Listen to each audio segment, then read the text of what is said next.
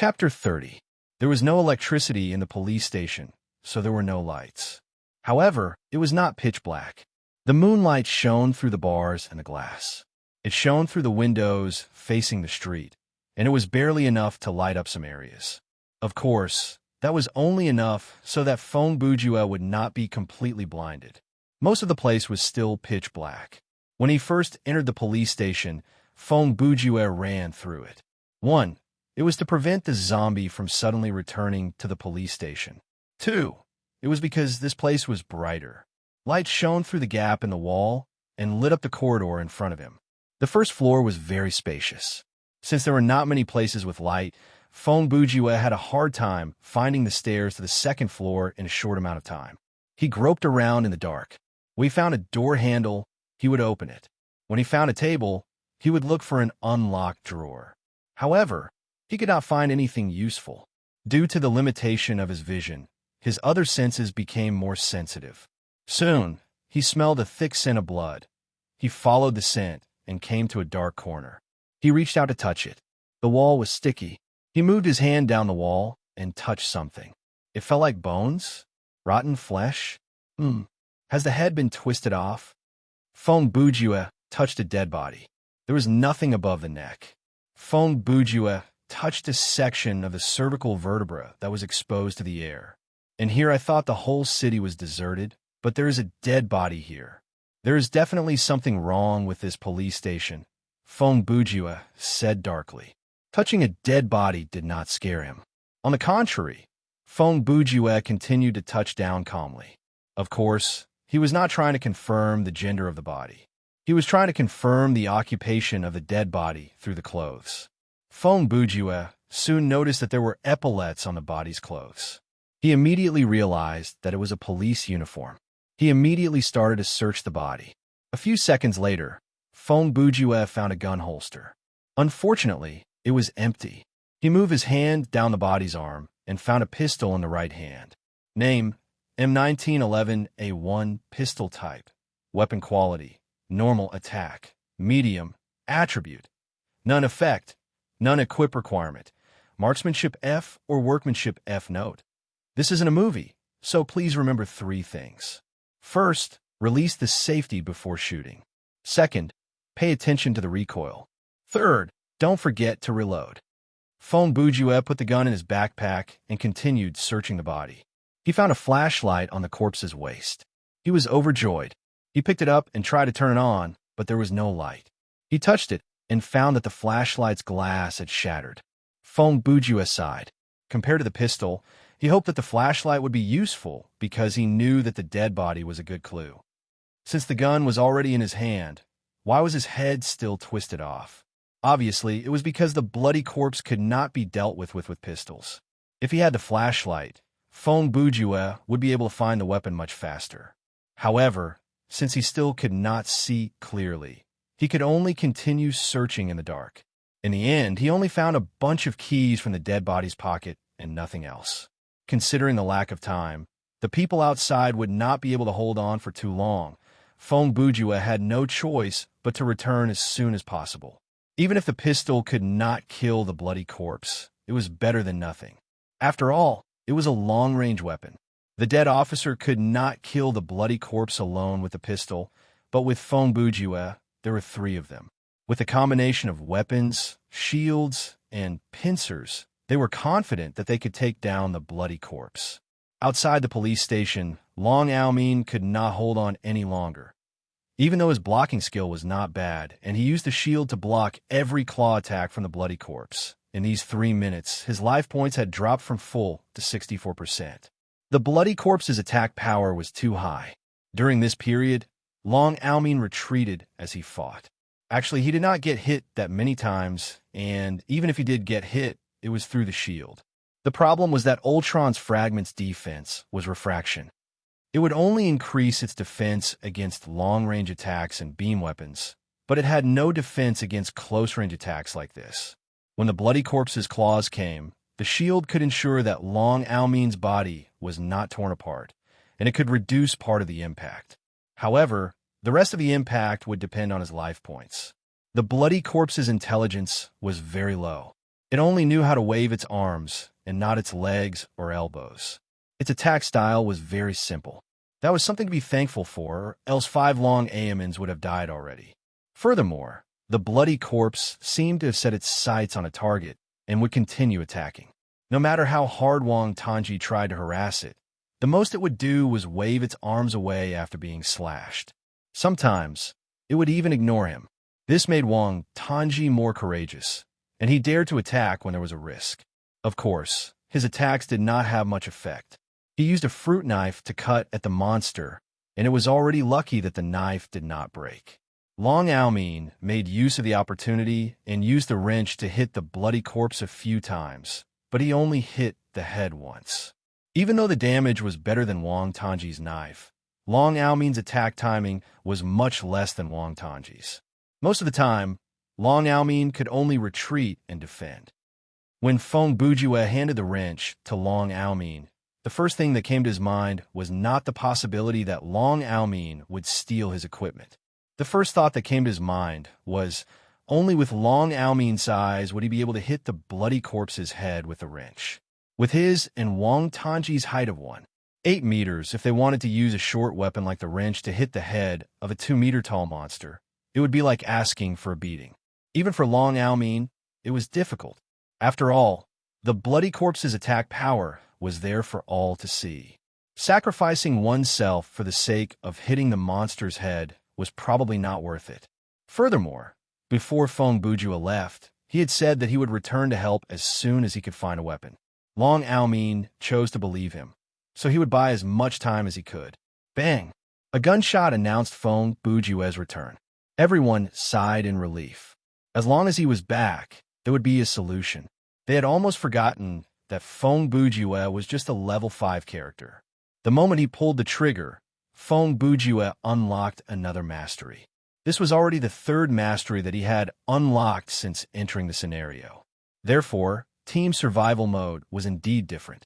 There were more situations that required combat, and the addition of more game elements greatly expanded the structure of the scenario. Especially for low-level players, there was a lot of room for growth. Playing Team Survival Mode once, even if they did not clear the scenario, they would still gain something.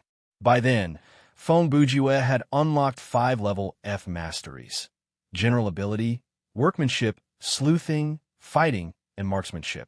Only the Medic Mastery had not been unlocked. Roar!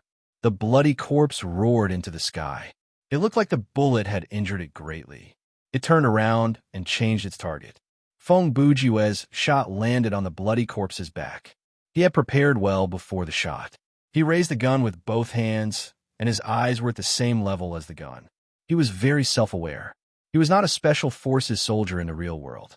The first time he fired a gun, he aimed at the target's head. If he could hit it, he should change his name to Long Aoyin. Therefore, he chose to aim at the bloody corpse's back. The target was bigger, and it was easier to hit. After all, this was a game. The system had made adjustments to these purely technological weapons to prevent the players from finding them difficult to use. Therefore, Feng Bujue's first bullet successfully hit the right side of the bloody corpse's back. After firing the shot, Feng Bujue immediately understood the meaning of the second item in the equipment remark. As expected, shooting was not something that could be done by an untrained civilian.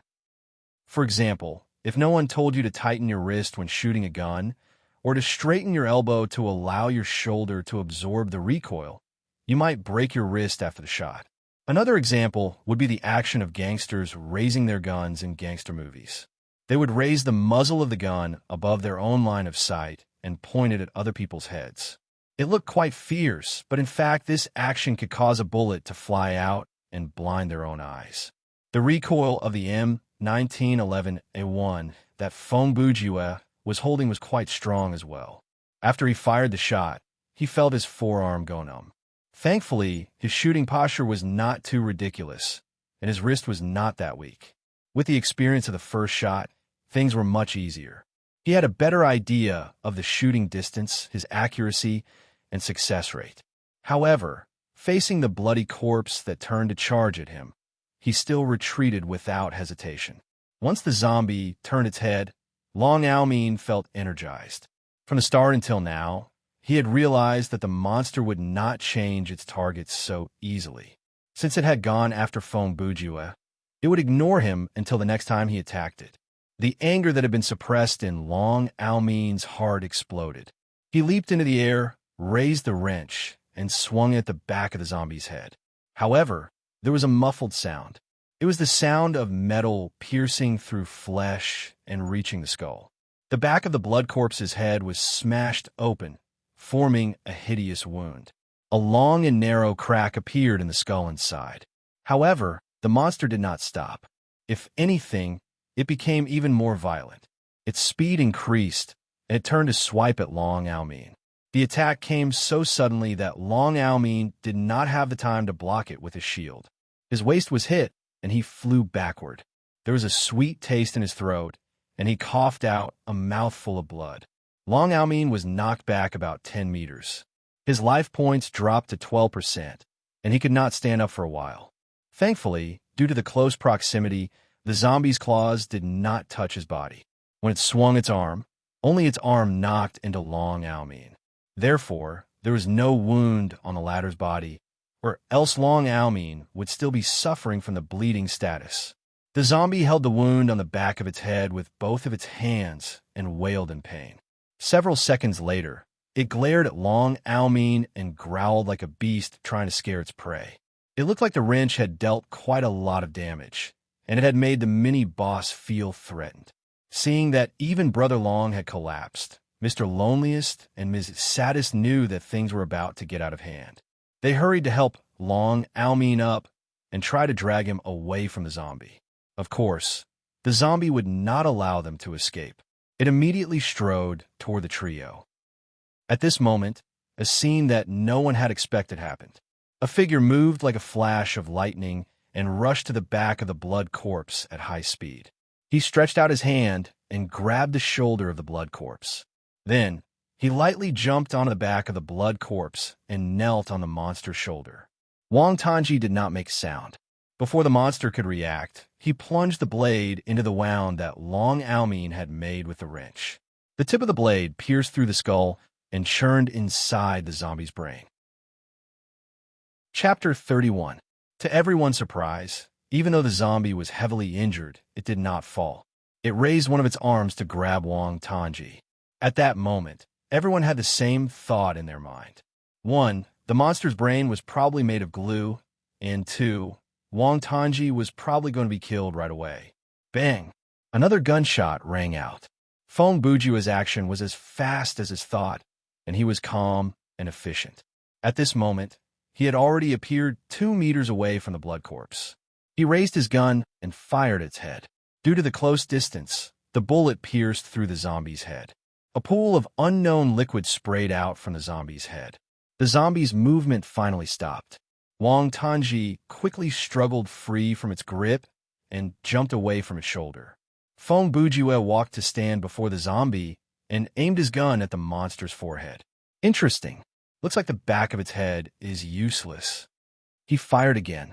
The bullet pierced through the zombie's forehead. This time, it did not even make a sound before it lost its ability to react. I get it now. This thing has a habit of focusing on a target that can deal high damage, so it is very vulnerable to attacks from behind.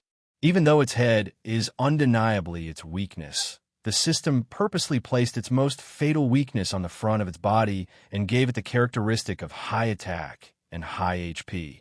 As Fong Bujue spoke, the zombie collapsed. Actually, for him, killing the monster was not that important. It was more important to know how to kill this kind of monster in the most efficient way. Long Ao-Meen finally recovered. He could still stand and walk, but he did not look so well.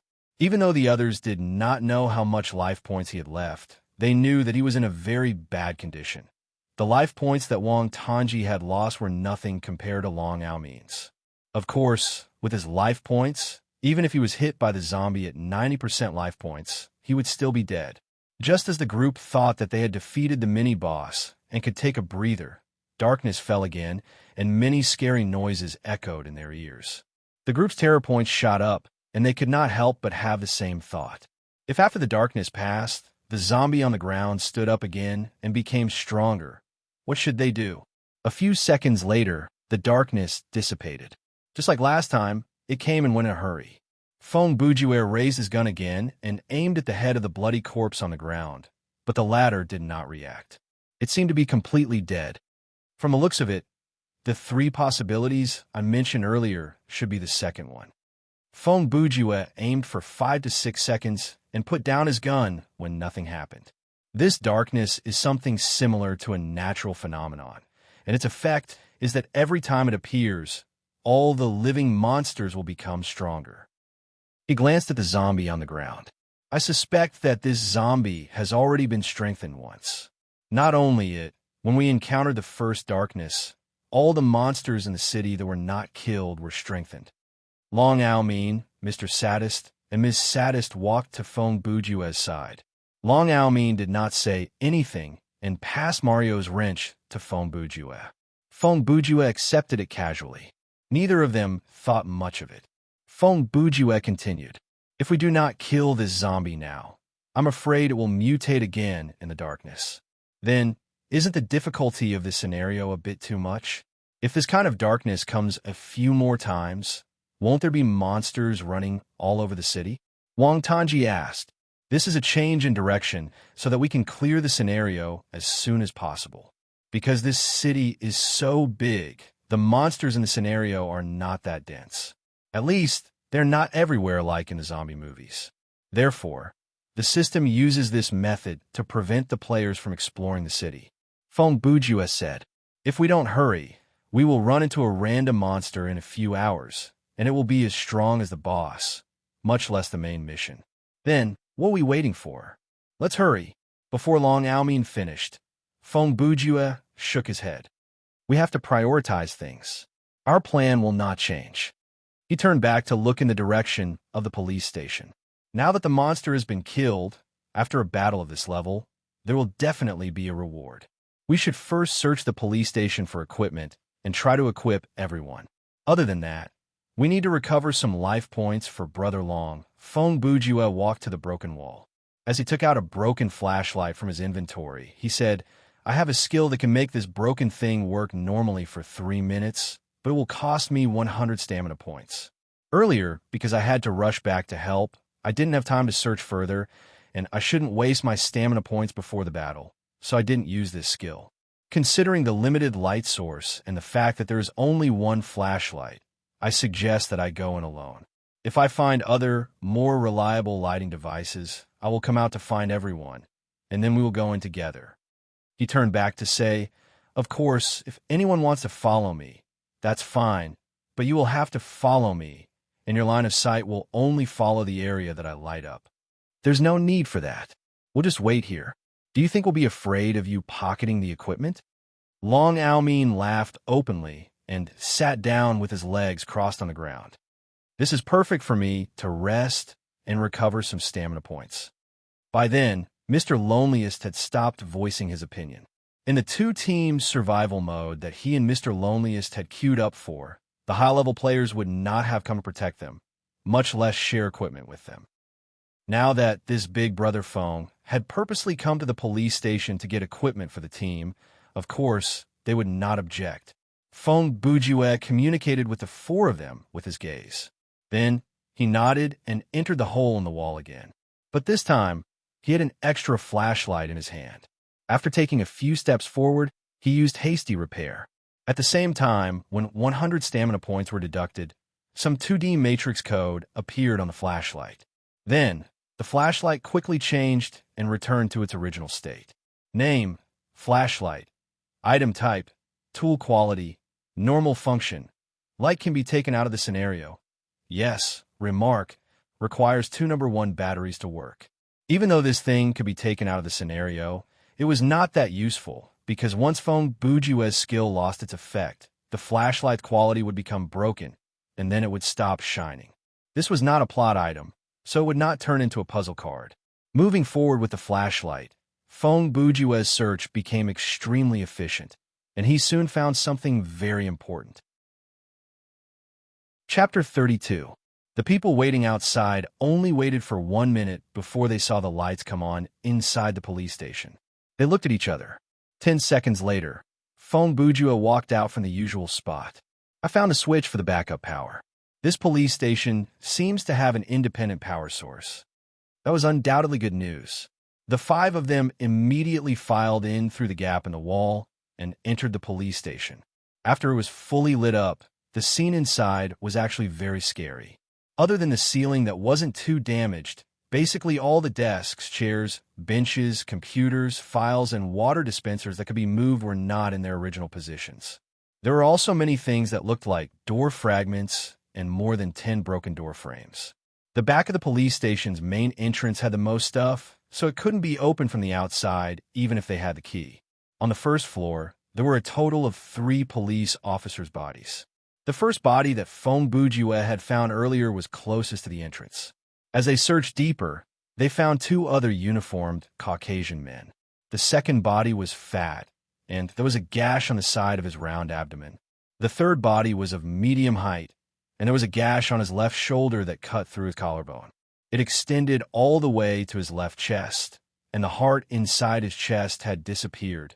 The game had a high reproduction rate for such disgusting things, but the system would suppress the player's desire to vomit, mainly by making some adjustments to the sense of smell and taste when the nerve connection was conducted, so that the player's stomach would not have a strong sense of discomfort.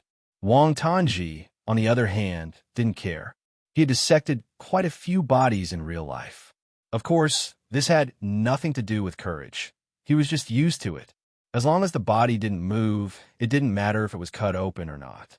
However, he was afraid of ghosts, monsters, and even darkness.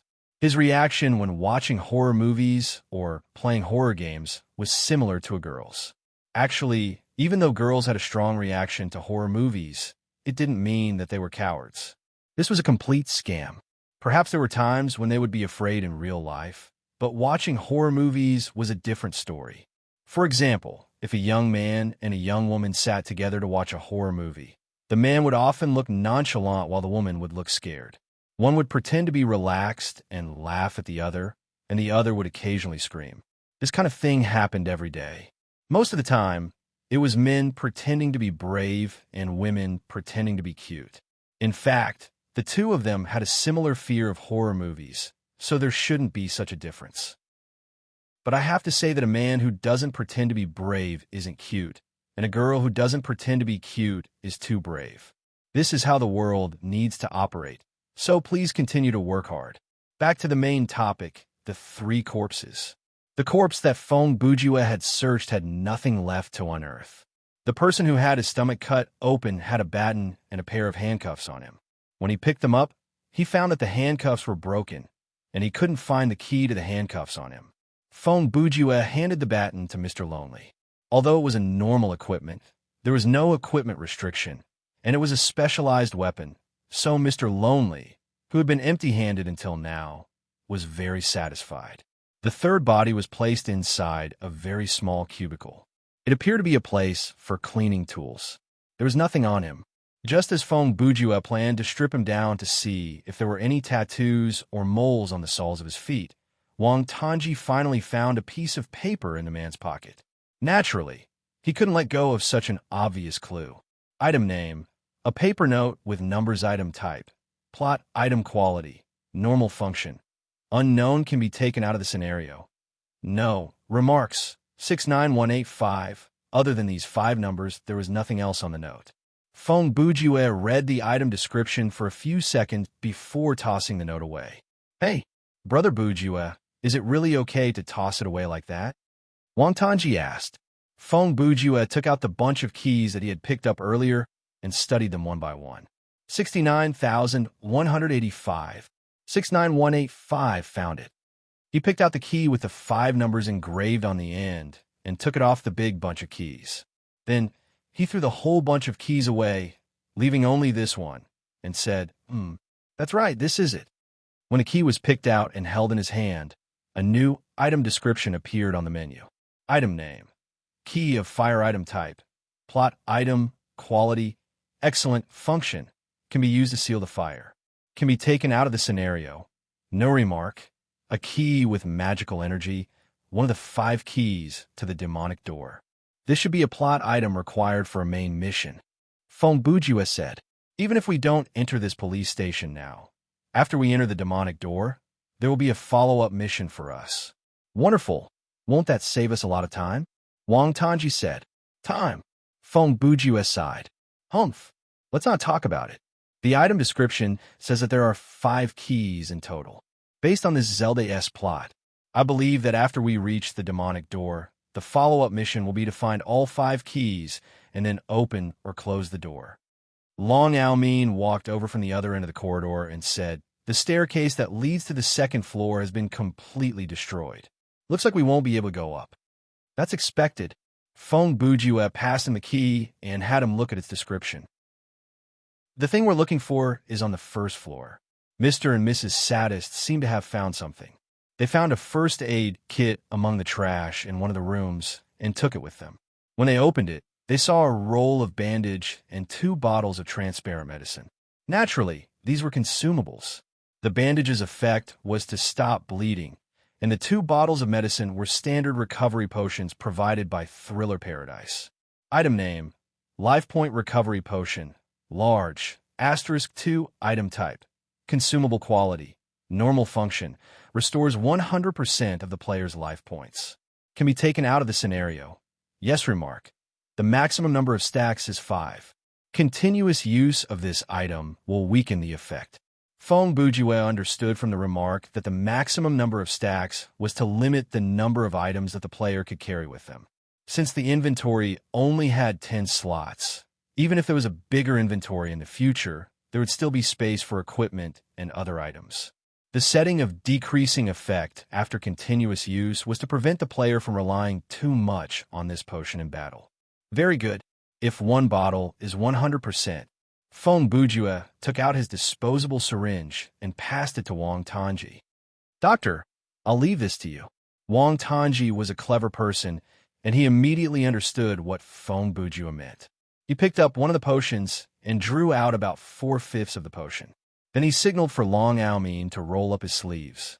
When Dr. Wang gave him the injection, Long Aomin returned the key to Feng Bujue and asked, what does the number 69,185 mean? Feng Bujue replied, a low-level puzzle. It's just an alphabetical sequence. 6F, 9I, 18R, 5E, fire. Even though the explanation sounded simple, Long Aomin had a feeling that he would not be able to figure it out. Wang Tanji completed the injection cleanly. The amount that he drew out was quite accurate. This shot restored 83% of Long Aomin's life points, and he was now back at 95%. There was 17% left in the bottle. Wang Tanji first asked Mr. Wang Tanji and Ms. Sadist if they had lost any life points. Both of them said that they had full life points, so Wang Tanji did not hesitate to grab the bottle and gulp it down. His life points returned to 100%. Perhaps I might ask, why didn't the 2 of them just drink 1 mouthful at a time? The reason was once the player made the action of drinking, the item would disappear instantly. As the most common health potion, the potion would be one of the main items sold in the game market. This was different from the realistic items in the scenario. It was a system item. As long as the player made the action of drinking, even if they raised the bottle to their lips, they would drink it all. There would not even be the feeling of liquid flowing down their throat, and even the bottle would disappear instantly. The potion was meant to be used by the player, not to quench thirst or create a sense of satiety, so that was how it was set up. The single-use syringe was a loophole, and only someone like Feng Bujue, who was familiar with the game's description, would be able to figure it out. At that moment, Wang Tanji and Long Aomin still had not fully understood what was going on. They were just following Feng Bujue's logic without thinking. It was not until the scenario was over that they read the description of the potion that they understood the reason. From the system's perspective, this was not only not a bug, it should have rewarded Wang Tanji with some skill points. Since the single-use syringe would disappear after 1 use, the player had used 1 item to split it into 2.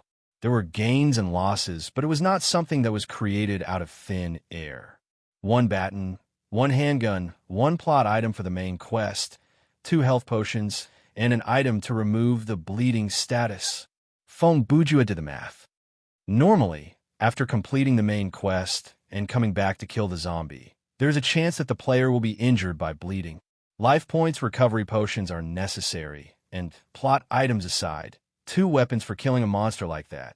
That's a bit too little. Fong Bujua lowered his head. His left hand crossed over his chest, and his right elbow rested on his left hand. He tapped his forehead with 2 fingers. And here I was hoping to find a room like an armory or a bunch of confiscated marijuana. Hey, what are you holding back for? Virtual drug experiences are forbidden, Wang Tanji said. By the way, Fong Bujua's eyes lit up. That fatty's intestines have already spilled out, but how come his stomach is still so big? There's something inside. Chapter 33. Brother Jew. That's disgusting, Wang Tanji said. How was it disgusting? Fong Bujua asked in return as he ran toward the dead body. Be it in terms of thought or action, it's disgusting. Wang Tanji complained. You can't do this just because you think the reward is not good enough, right? Do this? Fong Bujua said. If there's feces or monsters inside, I'm the one who's doing this. He had already squatted down before the second dead body. There's nothing inside, so that only proves that my analysis is wrong. But if there's something inside, Fong Bujua paused, and his hand reached into the ghastly wound on the dead body's stomach. He started to search inside the bloated stomach like nothing was wrong. Brother Wang, can you tell me secretly what Brother Fong does for a living? Long Aomin's terror points started to fluctuate because of this teammate, a novelist. Wang Tanji answered with a dumbfounded expression. A novelist? Is that scary? Ms. Sadist, who heard that, could not help but interject. Obviously, he's not mainstream, Wang Tanji added. Huh. Fong Bujua laughed, and it gave the other 4 shock. Look, Fong Bujua said proudly as he raised something in his hand. He actually managed to find a piece of equipment from the bloody corpse's stomach, and it was even an excellent piece of equipment. Item name. The Eye of Hostility item type. Armor quality. Excellent. Defense points. None element. None special effect. Instantly discern the target of the monster's aggro. Equip requirement. Character level 20 or lower. Cannot be traded after it is picked up. Can be taken out of the scenario. Yes, remark. Since you found this item, obviously, it belongs to you. This goggles was made by a necromancer. He had many enemies, and he wanted to use this item to observe other people's murderous intent. Unfortunately, this thing can only observe one target at a time. When he was alive, he carved a small line of words on the top of the goggles. When you look at me, I look at you too. The equipment looked a lot like the goggles worn by pilots during World War II. The only problem was that it was disgusting to take it out of a dead body's stomach. Like I said, the hints in this police station are all too obvious. There's not a single soul in the entire city, but there's a corpse here. The other 2 corpses have items that must be present on them, but this one seems to be dispensable. If we could only find a baton from him, then the system wouldn't have placed such an impressive corpse here. It could have just hidden the baton in some corner. Fine, fine. You win, Wang Tanji said. Time is of the essence. Let's go now. We're almost done with our recovery and search. Our teammates were also shocked by you. After leaving the police station, the 5 continued to wander down the street. Investigating the police station allowed them to complete the next mission that they were supposed to do earlier. They had gained quite a number of useful items, and that should have boosted their morale. But the strangeness of Fong Bujua was slowly noticed. The fear that he brought to his companions was probably greater than the influence that the game could have on them. No matter how scary the scares in the game were, everyone knew that they were fake. However, if Fong Bujua's behavior continued to evolve and level up, then it would be hard to imagine. After all, he was a real player in real life. Just the thought of it sent chills down their spines. After walking for another 10 minutes, Long Aomin stopped and pointed ahead. Look, the group looked ahead and saw a plaza, a spacious plaza that was covered in pebbles. In the middle of the plaza was a large door. It was about 10 meters tall and 4 meters wide. One side of the door was shrouded in a strange black fog, and the other side was open. When the 5 approached the door, the system announcement said, "Current quest completed. Main quest updated." They opened the menu and saw the previous quest. Search the city and find the demonic door. There was a tick next to it, and 2 new quests appeared. Find the key of fire at the police station on East 9th Street, and find the key of wood at the shopping mall on South 15th Street. The moment the previous mission was refreshed, there was a tick on the right side of it. After Fong Bujua looked at the quest tab, he rushed to the door. He looked at it for a few seconds and said, "So, that's how it is. Looks like it's not that bad after all. Of the 5 magic circles, 3 of them are lit up. This means that we don't need to look for the keys of metal, water, and earth. They've been maintaining the seal on the door." Wang Tanji and the rest walked over and followed Fong Bujua's gaze. The open door was filled with darkness. It felt like even a strong light would not be able to penetrate it. Near the door frame, there were 5 magic circles of different colors. They were arranged in the shape of a pentagram. The 5 formations were inscribed with obscure divine inscriptions. At this moment, 3 of them were lit up. Fong Bujua took out the key of fire and placed it in his palm. He raised his arm and approached the door. However, there was no response. He put the key away and said, "We'll probably have to wait until both keys are collected, and the next quest will tell us how to fix the seal." He paused. There's no time to lose. The interval between the first and second darkness was about 30 minutes, and it has been 18 minutes since the second darkness came. If the interval is the same every time, then we'd better get to the shopping mall within 12 minutes and kill the monsters there. Or else, when Long Aomin heard that, he led the charge. "Quick, follow me." Even though he did not have the foresight, he could still make some predictions. If they ran into another strengthened monster, he would be the one fighting it. Earlier, he had been beaten up by the zombie, so he did not want to be beaten again. With Brother Long leading the way, the 5 jogged toward the south. There is a city map at the plaza where the demonic door was located, and there were street signs and street names for the various directions. Therefore, without needing Fong Bujua to give him directions, Long Aomin soon found the location of South 15th Street. They ran 1 kilometer in 5 minutes and reached the entrance of the shopping mall. This was a distance that was neither too long nor too short.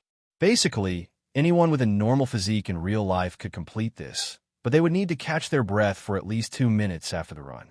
There's electricity. Long Aomin was the type of person who could run a marathon in real life. 1 kilometer was like child's play to him. There was a new concept here, inconspicuous attribute. This was an attribute that was everywhere. Even in the virtual world, it could not be fully quantified. Using Long Aomin as an example, as a player with a stronger physique in real life, there was a difference in the exhaustion of his stamina points compared to other players. Compared to the female player, Loneliness, who had the lowest stamina points, Long Aomin exhausted less stamina points. Even though it was only a difference of 10 stamina points, this kind of small difference existed even at the later stages of the game. In other words, if the maximum stamina points were the same, and they ran at the same speed until they were exhausted, then Long Aomin would be able to run further than Loneliness. This was the so-called difference in inconspicuous attribute. Another example was a person who knew how to use a gun in real life and a person who had never used a gun in real life. Both of them had trained their marksmanship mastery to level A, mastery level. Mastery has a chance to learn the skill of the mastery on their own. When a mastery reaches this level, the mastery of the mastery of the mastery has a 100% success rate.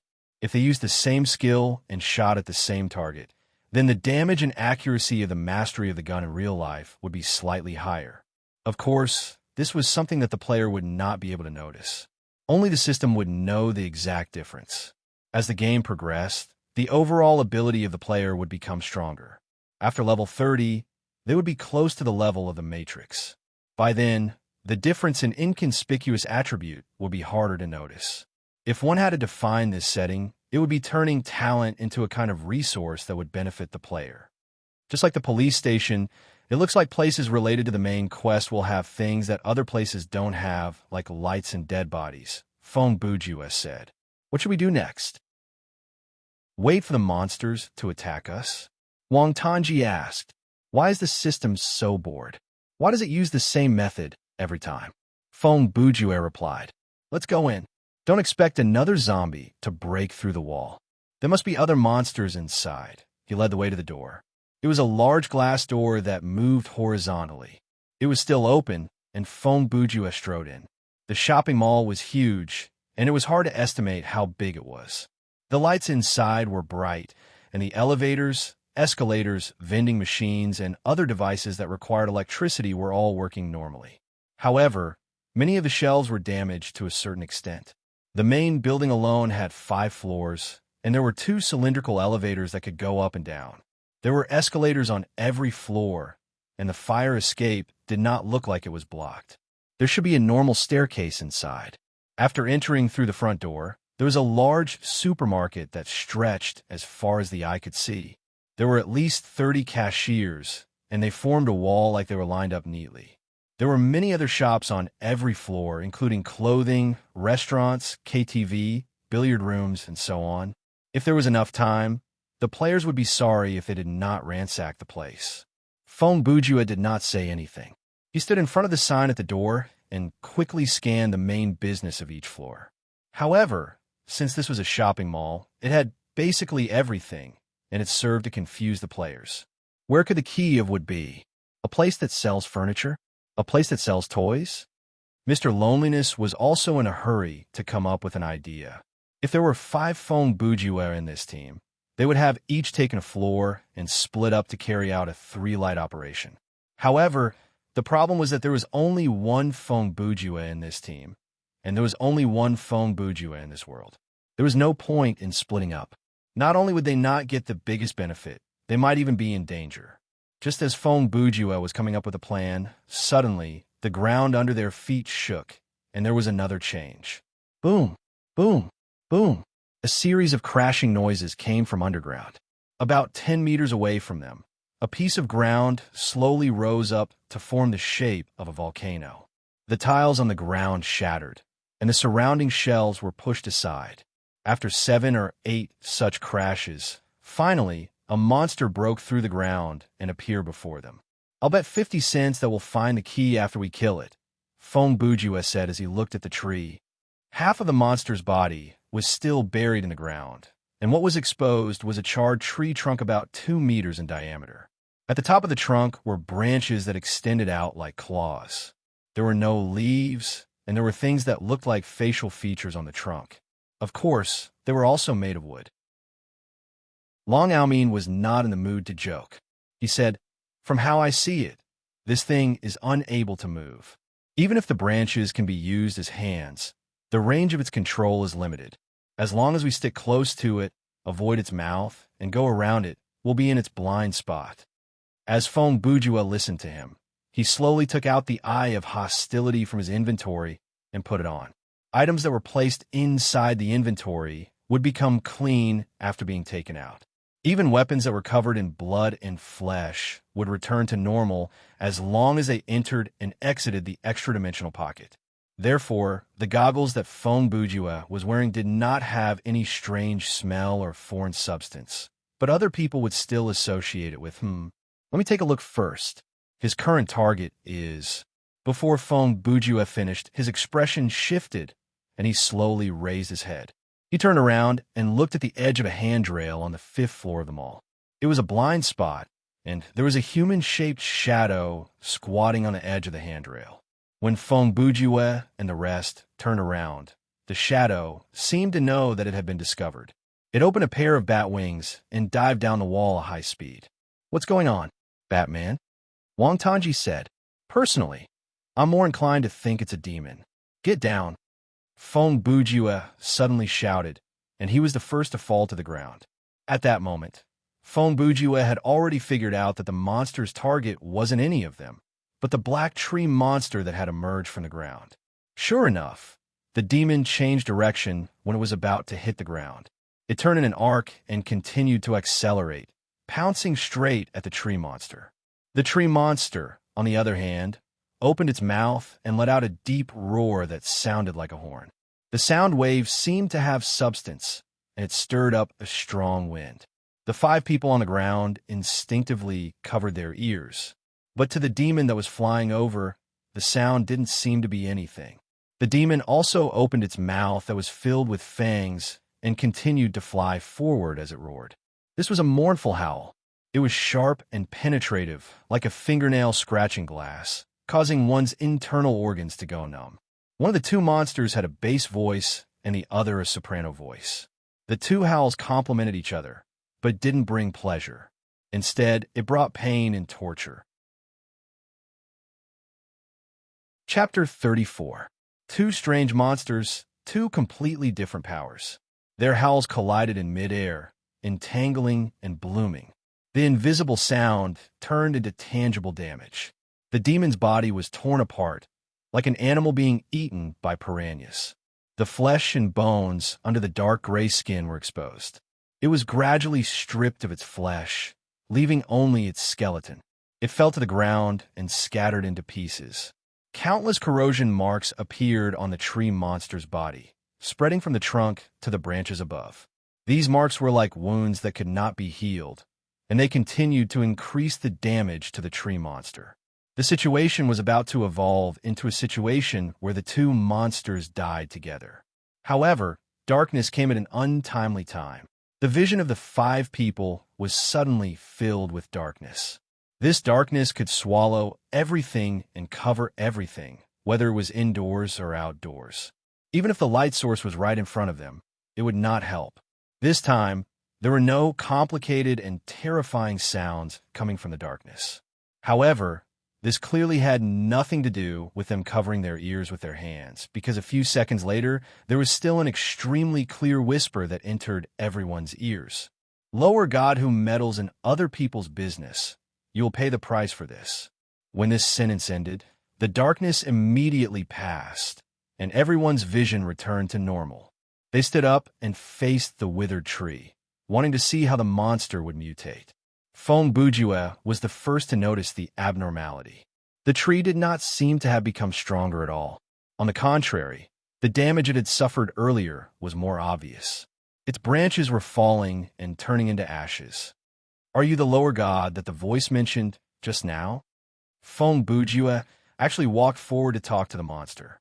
Before the other 4 people could react, the tree monster had already opened its mouth and replied, "Human, go find a key and restore the seal." "We have already found the key of fire," Fong Bujue said. "What happened to this city? Who was the culprit behind all this? Where is the key of wood?" He asked 3 questions in a row. Samontir, one of the servants of the Master of Time. He betrayed his master, so his godly power was taken away and he was banished to the endless river of time. The branches of the tree were almost all gone, and the trunk was turning into dust. A centipede dies, but never falls. Samontir did not surrender. He used all of his remaining power to pull this city away from reality and hide here. This place is no longer a part of the river of time. Instead, it is a puddle independent of the river. The bark on the tree monster's face had also begun to peel off. In order to avoid the punishment of the Master of Time, he summoned the Devil's Gate. Once the seal on the gate is unlocked and the city is connected to the demon realm, it means that this place has become the territory of the head of demons, and the Master of Time has no authority over it. Some of the humans had reached an agreement with Samontir. As long as they helped him break the seal on the door, their lives would be spared. However, the moment the demons rushed out from the door, Samontir immediately abandoned those people. Before the demons could compete with him for food, he greedily swallowed all the humans in the city into the darkness. Only a few survivors managed to escape from the Devil's Gate with the 2 keys. At this point, the tree monster's body was almost completely withered, but it still continued. Samontir himself could not touch the key or the seal, and he could not consume the humans who were near them, but the demons could. Therefore, he promised the demons that after every cycle ended, he would give them a part of his power through the darkness. The condition was that the demons had to find and kill all the living humans in the city to ensure that no one could undo the seal. "Where's the key of wood?" Fong Bujue asked again. He had a bad feeling about this. Based on what he was seeing, the result was that the NPCs would die at the most crucial part of the story. "The person who held the key of wood died underground," the tree monster replied. "I have opened a path. After I die, you can go down." Its mouth finally dissolved into dust. Several seconds later, from the tree trunk to the roots that extended underground, everything crumbled into black dust. Even though the tree monster was dead, the hole that it created in the ground became an entrance to the underground tunnel. Current quest has changed. Main quest updated. After the announcement, the quest tab had changed to enter the tunnel to find the key of wood. Fong Bujue turned back to look at the group. Let's go to the shelf to see if there are any flashlights before we go down. The others had just heard such a long plot, and their minds were still reeling. They stood where they were. After a few seconds, Wang Tanji was the first to ask, Brother Bujue, what's going on? Can you translate for the translator? Fong Bujue walked toward the shelf that sold daily necessities. After the battle earlier and the statement in the dark, I realized that this tree is different from the other monsters that we've encountered so far. The four followed behind Fong Bujue as they listened to his story. Seeing that it probably didn't have much time left, I seized the opportunity to ask those 3 questions. It did its duty as an NPC. After contributing a battle scene, it explained the plot, gave us hints, and provided us with a path. Then, it accepted its bento. He walked to a collapsed shelf and picked up a box from the ground. As he opened it, he said, according to the tree, only those who are close to the key or the demonic door will not disappear like the other humans in the city. This explains the situation at the police station and proves that the key of wood is not in this empty shopping mall. Other than that, I believe the few of us are exceptions. Perhaps because we are players, we do not belong to the category of humans in this dimension, or else we would have been killed by a Samontier once we entered the scenario. Fong Bujue paused for a second before continuing. If we're talking about the current situation, it's actually quite clear. The big boss of this scenario will use darkness to strengthen the demons of the entire map every 30 minutes. He might not show himself, and he might not even have a physical body, but the demons are a constant threat to us. The boss's goal is to kill everyone who can use the key, and then this space will be forever connected to the demonic realm. As long as he hides here, the Master of Time will not be able to chase after him. And the way for us to clear this scenario is to find the 2 keys, return to the demonic door, and try to recover the 2 seals that have been unlocked. After we succeed, this space will no longer be connected to the demonic realm, and the Master of Time will be able to step in and tear Sam Montier into pieces. I have not heard of such a worldview before, Wang Tanji said. Fong Bujue had already found a few flashlights. This time, they were undamaged, but they did not have batteries. These can be used. Take 2 each, just in case. Also, find a few batteries. He added, oh, by the way, I saw there are hockey sticks, baseball bats, and golf clubs in the sporting goods section. Those things should not have any requirement to equip, so each of us can have one. Just like that, the 5 of them armed themselves. This time, each of them had at least 1 normal cold weapon. Mr. Loneliness even found a kitchen knife that was longer than the fruit knife Wang Tanji had in the kitchen section. Everyone took one as well. Xiao Tan finally eliminated the fruit knife that he had obtained in the beginner's tutorial. Only Long Aomin did not choose the Western kitchen knife that was longer and narrower. He chose a Chinese cleaver, the kind that was especially heavy. It seemed like he felt that this kind of heavy weapon was more reliable and convenient to wield. It took them about 10 minutes to finish all this.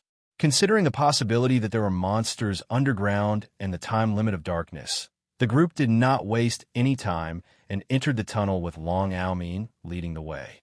When they first entered the tunnel, it felt like it was very narrow. There was mud under their feet, and the path was sloping. There was no light at the bottom. However, after a while, they came to a relatively spacious sewer. They could stand up straight in it. It looked like the tree had only opened up a path that connected the sewer to the shopping mall. The rest of the path was the path that the holder of the key of wood had taken. Since the tree had given a clear hint that the holder of the key of wood had died down there, then the chance of some kind of monster hiding in the sewer was very high.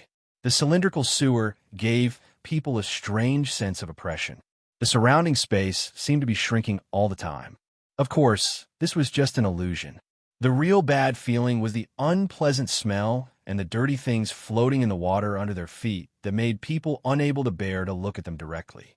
Ms. Satis's face had been drawn ever since she came down. She raised a flashlight and looked ahead. She ignored the things under her feet and followed behind Mr. Loneliest.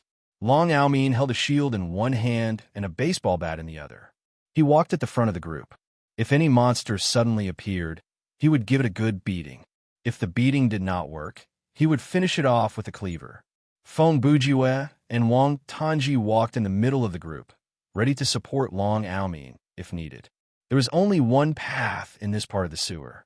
The left side of the tunnel that they had come from had been buried. There were only some gaps and small pipes in the wall that still allowed water to flow in. Therefore, the chance of monsters attacking from behind was very low.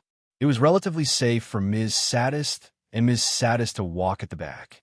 The group walked like this for 5 minutes. Look at that. Long Almeen suddenly stopped and said, "It's right there, that dead body." Feng Bujue stretched his neck to look over Long Almeen's shoulder. He realized that they were about 10 meters away from the end of the sewer. A sealed iron gate blocked the path, and the water continued to flow through the gap at the bottom of the gate. In the corner, the flashlight shone on a dead body. Chapter 35. Based on our current experience, when we discover something, a monster or something, it will trigger. Feng Bujue only finished half of his sentence. The dead body before them suddenly stood up, and at the same time, a creepy laughter drilled into the five's ears. Its head slowly lifted, and the face that was slowly revealed was still covered in a layer of shadow under the flashlight. The facial features were barely discernible, and the skin was as green as lead. Could it be that he's not dead? Long Almeen whispered. Not dead? Feng Bujue walked around Long Almeen to walk toward the man who looked like a walking corpse. Then that explains it. That lascivious laughter earlier was probably the reaction of this survivor after he was discovered. He had been wearing the goggles, so he knew very well that the man's target was him. When the monster saw Feng Bujue approach, it immediately made its second response. "Ah!" Ms. Sadist suddenly screamed from behind. Not only her, even Mr. Sadist was shocked and yelped in shock. Wang Tanji's scream was stuck in his throat. His face was blanched, and his heart stopped for several seconds. Only Long Almeen reacted normally, but even so, his hair was standing on end, and he sucked in a cold breath. Many arms with festering skin reached out from the walls of the pipe. They were dark and eerie. Moaning and groaning filled the sewer like a wave. Ms. Sadist retreated in a panic. She closed her eyes and waved the golf club in her hand. Mr. Sadist wanted to stop her, but he was almost hit several times. Wang Tanji was scared out of his mind. His eyes were bulging, and he did not dare move. His hand that gripped the knife was shaking, and his palm was covered in sweat. Several seconds later, Long Almeen roared, "It's all an illusion. Don't move." He had not lost his ability to think, and he immediately realized that the arms were just illusions because he saw some of the arms reaching out from the ground pass through his legs, but he did not feel anything strange. "Even if they are real, they won't be able to touch us." Long Almeen shouted again. Only then did Lonesome calm down slightly. Lonesome grabbed her and comforted her softly. Even though he was also creeped out, seeing his girlfriend so panicked, he calmed down a little. He repeatedly told himself that this was just a game. No matter how scary the scene was, it was only temporary and fake. More than 10 meters away, Feng Bujue had already arrived in front of the monster. Those terrifying images and sounds did not affect him in the slightest. He did not even blink. He held a baseball bat in his hand and stretched his neck twice, looking like he was ready to swing the bat. When the monster saw that the other party didn't fall for it, it used a third method. From a male corpse wearing dirty clothes, it instantly turned into a living beauty. She looked to be in her 20s, wearing a black spaghetti-strap short skirt. Her fine black hair fell to her shoulders, and her skin was as white as snow. Her chest was half exposed, and her slender, jade-like legs were faintly discernible from the side of her skirt. Between her brows, there was an indescribable charm. Feng Bujue was startled for a second, and then he put the bat back in his backpack. When the male players behind him saw this, they instantly tossed him condescending looks, Even though they understood what he was doing, I almost forgot. Feng Bujue had just put the bat away when he took out the wrench from his backpack. Since it's a humanoid creature, I can use this weapon to attack and earn skill points, he said casually as he raised the wrench and swung it at the monster's head. Bang, bang, bang. The wrench slammed into the monster's skull again and again. Black blood gushed out, and it was a ghastly sight. When Feng Bujue landed a blow on its physical body, the monster morphed back into its original appearance of a green-faced corpse, and the illusions around it disappeared as the monster was heavily injured. The four behind him watched Feng Bujue's efficient, courageous, and merciless attack without saying a word. 3 of them had unstable terror points because their minds were wandering, and the main question was whether the name Feng Bujue was hiding some deeper message. After the monster's head was completely smashed, Feng Bujue reached his hand into the dead body's shirt pocket to search. He found the key of wood, and the item description was similar to the key of fire. Current quest completed. Main quest updated. After picking up the key, there was a tick on the right side of the quest, and a new quest appeared. Return to the demonic door and recover the seal. Done. Let's go. Feng Bujue turned around. Brother Feng, Long Aomin said. How did you know this monster would be so vulnerable? I knew it when it stood up, Feng Bujue replied. When those arms appeared, I was even more certain. This kind of monster is obviously used to test the player's terror points. If the people in the team do not dare to get close to it due to fear, the various illusions will escalate. Even if it does not scare the players out of the game, at least it will make the player's rating very bad. He paused. When it transforms into a beauty, it means that it has run out of options. It can only turn into something that is sexually attractive to me to buy time. He suddenly scratched his chin. Wait a minute. How did the system know about my sexual orientation? If I'm gay or bisexual, what will it turn into? Mr. Loneliest then said, you use your ID to log into the forum, so you should have this question in your user profile, right? Because the game company has my data, the system knows about it. Feng Bujue said darkly. Fine, we'd better hurry back. On the way back, the 5 tried their best to move as fast as they could. They could feel that the scenario would not end just like that. Even if the final boss called Samontir did not show up or was unable to, a powerful demon would show up as the final boss. It was impossible to reach the door before the next darkness descended, but at least they had to ensure that the final boss would not be strengthened by the next darkness. As they expected, when the 5 were on their way back to the plaza, the darkness descended. This was the 4th time they had entered the scenario. Counting the 10 minutes before the first darkness, they had spent almost 2 hours in the scenario. When the 4th darkness descended, they did not hear anything. There was no breathing, no whispering, and no laughter. Feng Bujue felt that this was not a good sign. In this kind of scary game, every change that broke the rules meant that the situation was heading in a bad direction. 3 minutes after the 4th darkness, they returned to the plaza. By then, even Long Aomin was gasping for air. After 2 hours of running, fighting, walking, moving, and so on, everyone had exhausted a lot of stamina points. Mr. Loneliest and Ms. Saddest had expended about 400 stamina points each. They were level 7 and level 6 respectively. Including the stamina points that they recovered from their rest, they still had about 200 stamina points left. Long Aomin had expended the most stamina points. Just the lightning bash that he used when he encountered the monster baby had consumed 300 stamina points. Including the fact that he had been fighting the zombie, he had expended more than 700 stamina points. Actually, this was already considered low. Due to his inconspicuous attribute, he exhausted less stamina points than the others when he was running. It was the same when he was fighting. The difference was slowly accumulating. Including the stamina points that he recovered, he had about 289,100 stamina points left. Compared to the other 3, Feng Bujue and Wang Tanji, who were level 5, had only a few dozen stamina points left after participating in a battle. It was a miracle. The quest has been updated. We should be able to use the keys now, right? Wang Tanji said, gasping for air. Feng Bujue walked to the front of the 5. He faced the door and took out 2 keys. He placed the keys in his hands and approached the door.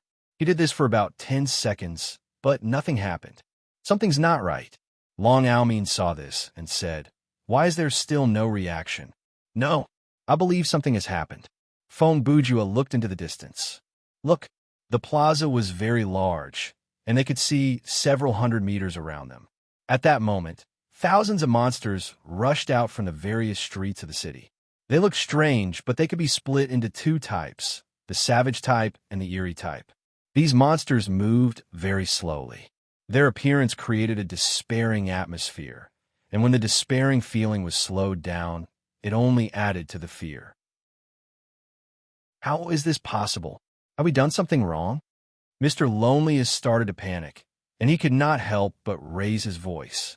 In this situation, we are definitely going to die, right? Fong Bujua was surprised by this development as well. He said, Sam Montier is unable to get close to the keys or the seal on the door, so he won't personally come and kill us. The demons are not willing to get close to this place. They are not afraid of the keys, but they are afraid of the door. Or rather, they are afraid of returning to the realm on the other side of the door. That is why there are no demons wandering this large plaza. He wanted to use that to calm the situation. Now that they are approaching this place, they have no choice. We should try our best to stand as close to the door as possible and observe the situation. What if they ignore the demonic door and charge at us directly? Long Almin asked. We will retreat into the door, Fong Bujua said. Brother Bujua, that is the demonic realm. What if there are more monsters on the other side? Wang Tanji asked. That might not be the case. I suspect the other side of the door is some kind of prison. Now that all the prisoners have escaped, perhaps the place is empty. Furthermore, isn't it the same no matter where we die? Fong Bujua asked. After all, we will just return to the login lobby. The five soon retreated to the door and stood with their backs facing the demonic door. Fong Bujua was still trying to figure out the whole scenario in his mind. The thing that caught his attention was the cycle that the monster tree mentioned. What kind of cycle was this city that had been removed from the real world going through? Perhaps if he solved this puzzle, he would be able to find out Sam Montier's pattern or weakness or the way to recover the seal. Many clues intertwined in his mind, and Fong Bujua did not have much time left. He reorganized his thoughts. A pool isolated from the river of time. The darkness that comes once every half an hour. The disappearance of the whispers in the darkness. Chapter 36. Although they could see the edge of the monster army, it was obviously impractical to try to break out of the encirclement. 5 level 30 players might be able to break out of the encirclement of hundreds of monsters, but their average level was 6. 6. It was impossible for them to even think about it. Brother Fong, they're still coming. Long Almin reminded Fong Bujua, who was deep in thought. It's fine. Let me think about it. Fong Bujua said. From the looks of it, retreating into the door is the last choice that the game has given us. There has to be a difficult boss inside, and after we defeat it, we'll clear the scenario with a normal ending, like even though the players have successfully escaped from this space, Sam Montier will remain there forever. Okay, but I don't want to die at the end. If they really charge at us, we'd better retreat into the door, Long Almin said. Fong Bujua nodded. He sat down with his legs crossed and studied the 2 keys in his hands. The approaching monster army did not seem to pose much of a threat to him. He rested his elbows on his legs, lowered his head, and tapped his forehead with 2 fingers. After a few seconds, he slowly raised his head and his fingertips slid down the bridge of his nose. During this process, his gaze moved upward until it came into contact with the hazy moon in the sky. His eyes suddenly lit up, and something flashed through his mind. Do you remember what the scenario said when we first entered the scenario? Fong Bujua asked. Wang Tanji looked at the monster army that was less than 100 meters away, and his breathing became erratic. Didn't it just say that the location was a city, the time was night, and the characters were us survivors? Fong Bujua repeated as he tried to remember. The second paragraph, until one night the sun set and never rose again. Behind the drifting dark clouds, the moonlight shone on this silent city. He did not miss a single word. So, Long Aomin asked. The sentence is not telling us that the event will happen at night, Feng Bujua said. It is pointing out the phenomenon of a cycle. He suddenly asked, so far, have you seen any clocks or mechanical devices that can keep time? The other four people's minds were in a mess. The fear that was visible to the naked eye was approaching. The closer the monsters got, the scarier they became. How could they calm down to recall such trivial things? GMO replied without thinking. Who would remember it? What does that have to do with the current situation? Feng Bujua said, the law behind this scenario, the so-called cycle and the darkness. I have understood it now. If we view the time in this virtual world as a straight line, and the two ends of the line extend infinitely, the line cannot be traced back to the beginning and the end cannot be seen. Then, the city that Sam Montier has separated from is like a line. It has a beginning and an end, and it is about 30 minutes long. He stood up and gestured with his hands. He bent this line and placed the head and the tail together to form a circle. This city will always operate on this circle. As he spoke, he pointed at the demons. These people, like us, do not belong to this city. We are all inside the circle, not on that line. Therefore, Sam Montier's power cannot consume us. He can only target the things that are moving on the line. GMO was shocked. He glared at Feng Bujua. Brother, my dear brother, I am really not a science student. Mathematics is 30% talent, 70% hard work, and 90% destiny. I'm not talking about geometry. I'm just using graphics as a metaphor. Feng Bujua was still explaining slowly. Brother Feng, no, Brother Ju, you don't have to explain it to us. Really, you should understand these things yourself. Tell me, other than retreating into the door, what else can we do? Just like that, Long Aomin became another person who called Feng Bujua brother, and he was 4 years older than Feng Bujua. Actually, we don't need to do anything special to recover the seal, Feng Bujua said as he picked up the 2 keys. They were still held in his hands, and his action did not change. Hey, all we can do is wait, Wang Tanji yelled. The monsters were getting closer and closer. They were only 20 meters away. This is a challenge to our courage. Let's see if we have the courage to stand until the last second. Feng Bujua was still able to laugh. Ha! This system is really focused on creating this kind of last-minute escape from death. What do you mean escape? You're just holding up the keys. GMO also shouted. When we were at the police station, I said that the puzzle of the key of fire was too simple. I take that back. Feng Bujua's train of thought jumped back to that. 69185 is another hint. Combined with the element of time, we will know the answer. Brother Long Aomin did not finish. Feng Bujua interrupted him. The minute hand on the clock turns clockwise from 6 to 9, which is 15 minutes. Then from 9 to 1, which is 20 minutes. Then from 1 to 8, which is 35 minutes. Finally, from 8 to 5, which is 45 minutes. He was still holding the key. If the minute hand does not turn back, or if time does not rewind, 69185, we have spent a total of 115 minutes, and the game time since we entered the scenario until now is... He looked at the monsters with their sharp claws or open mouths before him, but he still said calmly, if I am not mistaken, now is... The key's flash interrupted him. The light shot into the sky, and even the heavy air in the night seemed to clear up. The 2 keys flew up and sank into the missing part of the door. The rune lit up, and the fire and wood magic circles were restored. The pentagram reappeared, and the door started to close. The monsters were horrified. They let out heart-wrenching screams and scattered. They moved much faster than when they had arrived. They practically ran away from the plaza. What is happening? Long Aomin had raised a shield and was ready to receive the attack. He did not expect the situation to turn around so quickly. Xiao Tan, Mr. Sadist, and Ms. Sadist Brains had short-circuited. They had been angered by the pressure around them and Feng Bujua's calmness. But at that moment, they did not know what to say. It was no wonder. After all, the joy of coming back from the brink of death usually took a long time before it exploded. At 115 minutes, bring the keys to the door, and the seal will be restored. That's all. Feng Bujua said. With regard to the monsters, it's very simple. The system will arrange for the monsters to surround the door at the last moment, and it will depend on whether we will be forced into the door or not. The reason the monsters are moving so slowly is to create this dramatic effect when the seal activates. If we gather the 2 keys and come to the demonic door, it will trigger the monster encirclement, Wang Tanji said. Then, what if we arrive too early or too late? It will be very difficult to gather the 2 keys and return to this place earlier. The difficulty of the scenario is based on the team's ability.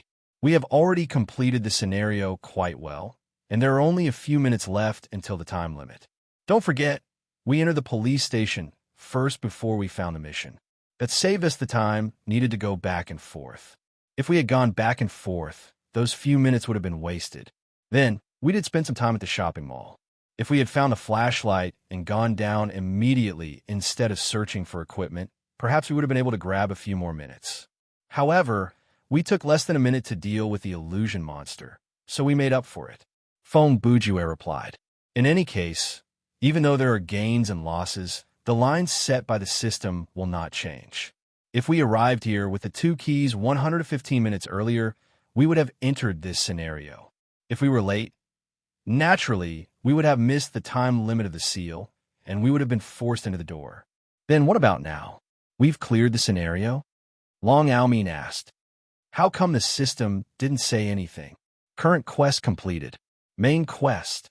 At that moment, the system did say something, but to everyone's surprise, it did not finish the sentence. Ants from another world. Do you know what you've done? This sentence appeared in the Five's mind and interrupted the system audio.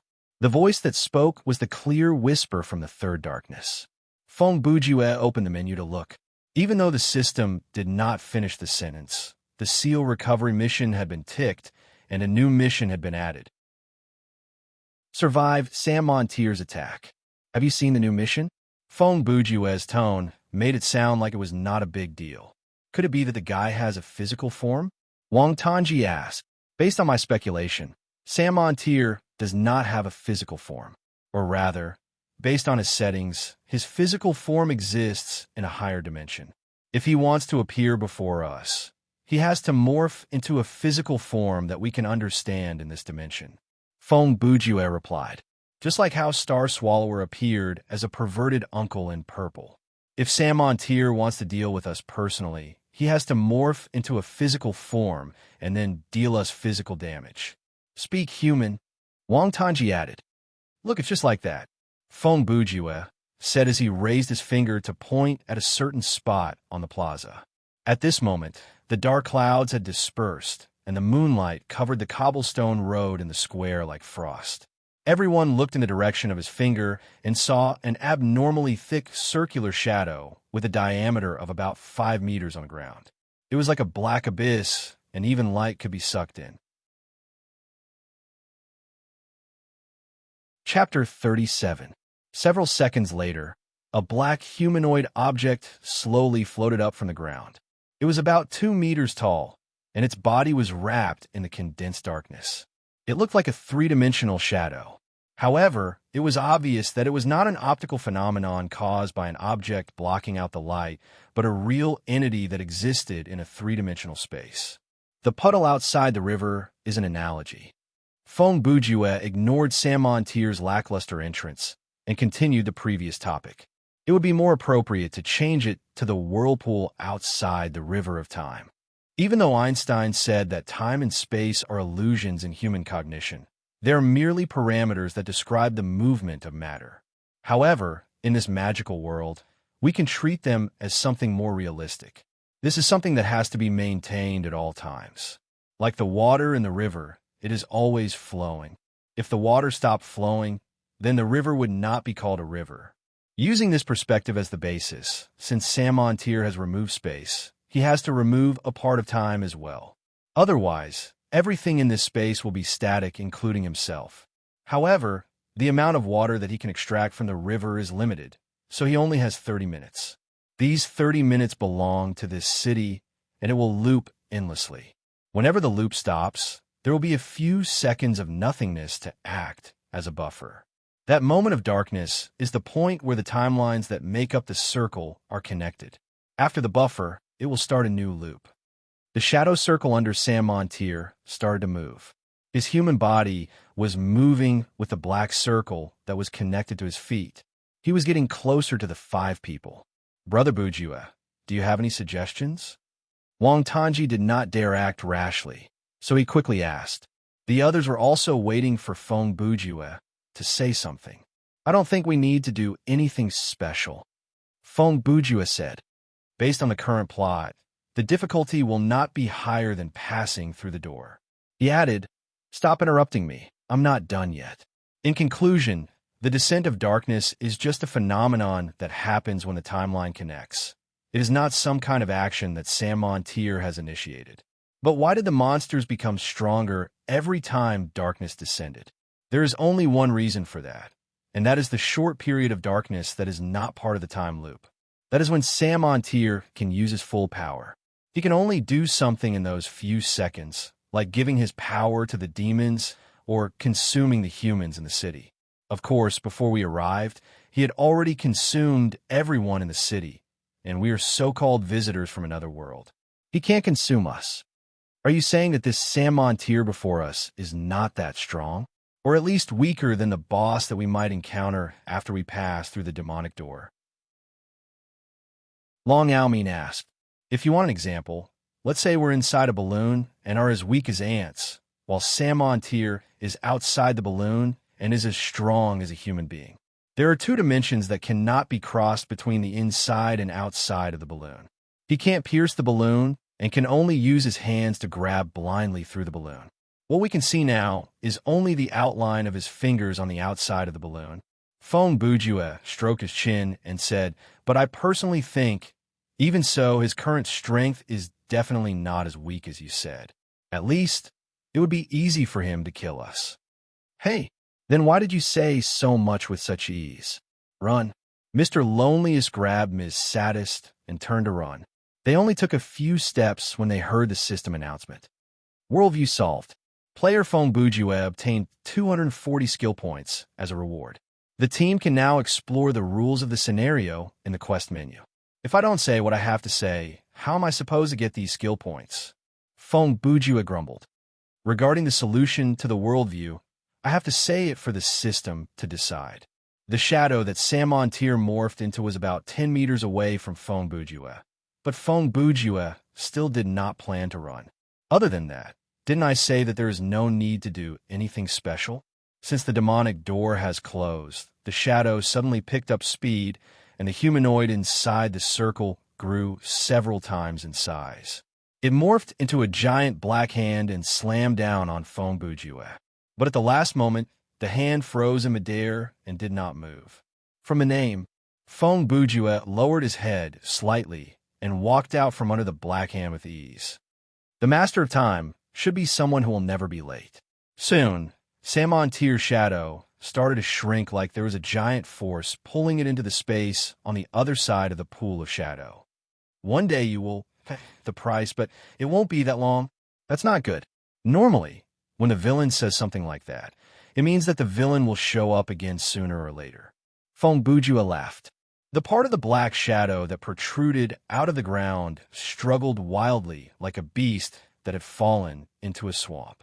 Then it was completely pulled back. Then the black circular shadow on the ground began to gradually shrink, and after 10 seconds, it completely disappeared. Travelers from another world, thank you for everything that you've done. After cleansing this place, I can return the water to its source and allow it to flow back into the river of time. A voice that was different from Sam Montier's appeared in everyone's minds. This voice was very typical. Most of the older, wiser players in the game had this kind of voice. You have obtained a reward from the Master of Time. Please take a look at it in the rating review, the system said. Current quest completed. All main quests completed. You have completed the scenario. Automatic teleportation in 180 seconds. The teleportation time for team mode was longer. It looked like the system had considered that the players might need to communicate with each other. Wang Tanji slumped to the ground. His taut nerves relaxed, and his terror points returned to the bottom. Mr. Loneliest and Ms. Saddest sighed in relief. It felt great to have survived until the end of the scenario. Long Almeen was relatively calm. He put away his weapon and shield. Since there was still 1 minute left, he turned to Fong Bujue and said, "Brother Fong Bujue, I still have a question that I don't understand." Fong Bujue asked, "What is it?" "It's a question about time," Long Almeen said. Long Almeen said, "Just as you said, ever since we entered the scenario, we have not seen any kind of clock or timer. Then how did you calculate how much time had passed between the two periods of darkness? I remember you said about 30 minutes when we arrived at the demonic door." "Because I've been keeping track of time," Fong Bujue replied. "Once we entered the scenario, I noticed something strange. Why wasn't there a clock at the subway station? When we reached the surface, I didn't see anything that could keep track of time. After the first darkness, I started to calculate the time. When we reached the police station, the second darkness, according to my calculation, was about 30 minutes.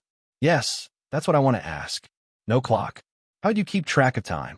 Long Almeen asked. "By counting," Fong Bujue replied. "I counted in my heart. 300 for 1, that's 5 minutes. When I'm not moving, I can count my pulse. Didn't you see how I used my right hand to hold my left hand most of the time? That's a timer that comes with the human body. In that state, I counted 77 beats per minute." He knew the frequency of his own pulse clearly because he had stayed in the hospital for quite some time. He had gone through many tests, so he was familiar with his body. Counting the pulse is actually more accurate than counting in my head. Furthermore, you don't need to use your brain to control the frequency. You can call it a lazy method. When your concentration is low, you can alternate between counting in your head and counting in your head. The difference in time won't be that big. If you don't believe me, you could try at home for half an hour or an hour. During this period, you could do other things to distract yourself.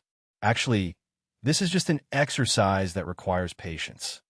There's no need for that. I understand. Thank you for your advice." Not only Long Almeen, even Mr. Saddest and Ms. Saddest looked at Fong Bujue like he was some kind of monster. Wang Tongji had gotten used to it. After all, he had known Fong Bujue for so many years, and he had seen all kinds of things. If someone came to him and told him that aliens had invaded Earth, he would have doubted it. But if someone told him that Fong Bujue was actually an alien, he would have believed it. "All right, I won't waste any more time. Everyone, we're about to teleport. Let's part ways here," Fong Bujue said. Mr. Saddest and Ms. Saddest thanked him and said goodbye to the other three. They morphed into white light and left the scenario. Long Almeen did not teleport away immediately. After the two disappeared, he said, "Brother Fong, Brother Wang, how about we add each other as friends?" He did not make the suggestion because he wanted to ride on their coattails. After all, it was still too early to do that. Today was just the first day of the closed beta. Be it professional players, normal players, or casual players, the difference in level would not be that big. Even though Fong Bujue looked like he had the potential to be a pro player, it was hard to say whether he would be able to come online consistently in the future. Long Almeen wanted to add him as a friend mainly, because earlier, Fong Bujue had handed him a piece of excellent equipment without hesitation. Even though the equipment itself was not that valuable, it was hard to trust a stranger unconditionally in this day and age. Based on that alone, it was worth adding him as a friend. Wang Tongji was queuing with Fong Bujue, so of course, Long Almeen would not just add Fong Bujue. Furthermore, from his performance at the Blood Zombie, even though the man was a coward, he was quite good at fighting. Even if he was not a pro player, he would not be a burden. "Sure, let's chat after we return to the login lobby. Let's go check on the settlement first," Fong Bujue replied. The three said their goodbyes and left the scenario on their own. Just as all the players left, the demonic door suddenly shook like some kind of unknown creature was slamming into the magic door from the other side. With a flash of white light, Fong Bujue returned to the login lobby. The system announcement continued. "You've reached level 11. Maximum stamina points increased to 1100. The title system has been unlocked. You have obtained the title Cold-Blooded Headcracker." Then, he moved his gaze to the screen on the wall. It showed the settlement after clearing the scenario. Chapter 38. Time of terror points increase. 0. Highest terror points, 0%. Average terror points, 0%. Your terror rating is Embodiment of Valor. Extra reward obtained. Please choose later. Obtain skill points, 300 additional bonus from skill points. EXP, 3,000. Game coins, 30,000 inch scenario cleared reward, 80%. Additional EXP, 1, 200 inch calculation complete. Please continue. Using the calculation here as an example, there are batteries in the flashlight, bullets in the gun, and these are consumables that are below excellent quality. They will not take up much space in the inventory, even if they are stored inside tools or equipment. The wrench is not something obtained from this scenario, so will not be calculated. Items like this won't appear in the settlement menu. The reward for solving the worldview sure is crazy.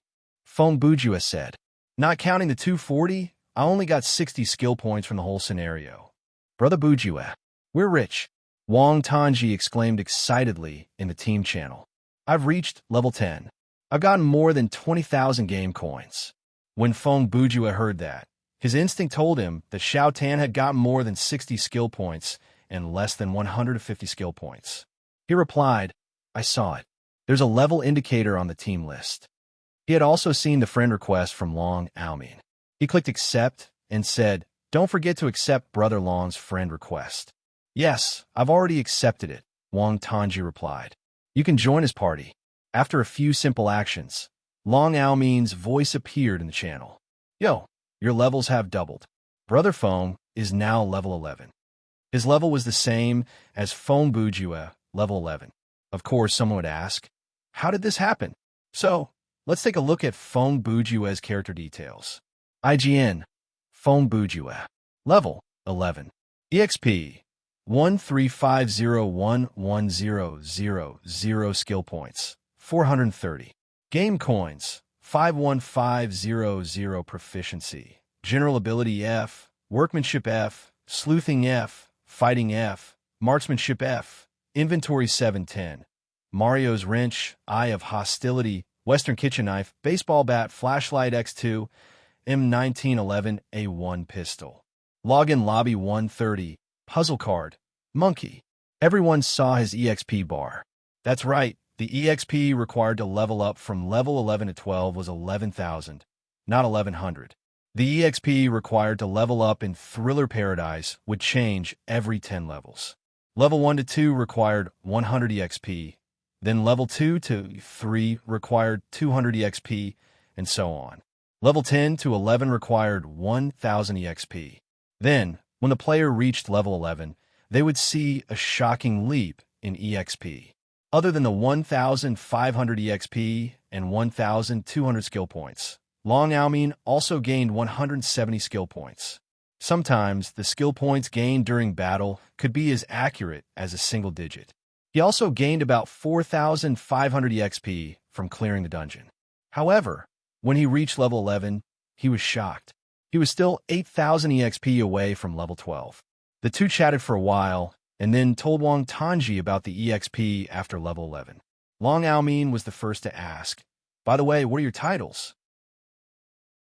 Feng Bujua answered casually, cold-blooded headcracker. Air. The other two had nothing to say to that, and there was a short silence.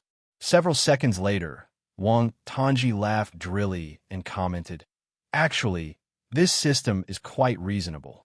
Basically, in the scenario earlier, all your attacks were aimed at the head, and you were very cold-blooded. What about your title? Screaming Rich Kid? Feng Bujua asked immediately. Why would there be a title like Rich Kid in a game? You have a point. Rich Kid is a race, not a profession, Feng Bujua said. My title is Panicked Ambush. Wang Tanji was too lazy to waste time with him, so he quickly gave them his title. Feng Bujua sighed. So, this is a way to express your panicked mental state and your inability to fight the enemy head-on. This system is quite accurate. Is that a needle? More like a stab, right? This kind of title will be looked down upon by strangers. Wang Tanji said, the difference is not that big. Strangers will look down on you when they see your title, or They will look down on you when you scream for help. Feng Bujue said. Huh. Long Aomin laughed and tried to smooth things over.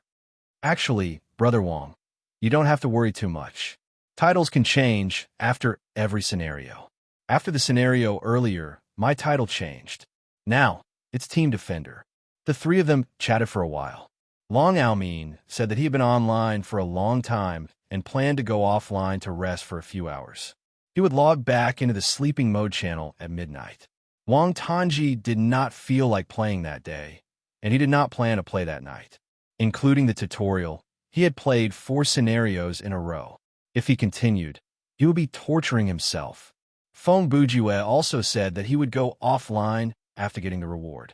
It was not that he was too tired to play, but he was trying to control his level. The level cap during the closed beta was 20. For non-professional players, there was no need to rush to level up. When a number of players who reached this level exceeded 10% of the closed beta players, the closed beta would end. Then, the server would shut down, and the open beta would begin after the system was fully upgraded to the official version. Thriller Paradise had attracted many gaming studios. As mentioned before, on the afternoon of the first day of the closed beta, Feng Bujue could already find guides written by players above level 10 on the forum. Obviously, most of them came from professional gaming studios. This group of people was professionals. They had a plan when they played the game. For a game like this, there would be 2 shifts. One group would wake up at 8 a.m. in sleeping mode, and the other group would work in non-sleeping mode and change shifts at night. Based on the related laws of 2055, the Gaming Hub had a strict limit on the player's online time. The time spent in non-sleeping mode in real life could not exceed 10 hours in real life. Due to the 1:10 time ratio in sleeping mode, the time spent in real life could not exceed 8 hours, and the recommended limit was 4 hours. If the time limit for both modes was reached within 24 hours, the connection would be forcefully disconnected, and the player would have to wait for the next 24 hours before they could come back online. In other words, a person could only play the game for 18 hours in a day. 10 hours would be awake, and 8 hours would be asleep. That was the limit. There was no point in changing the gaming hub, because all the neuroconnected networks would not accept the player's ID number. That was the law, and it was mainly for the sake of the user's health.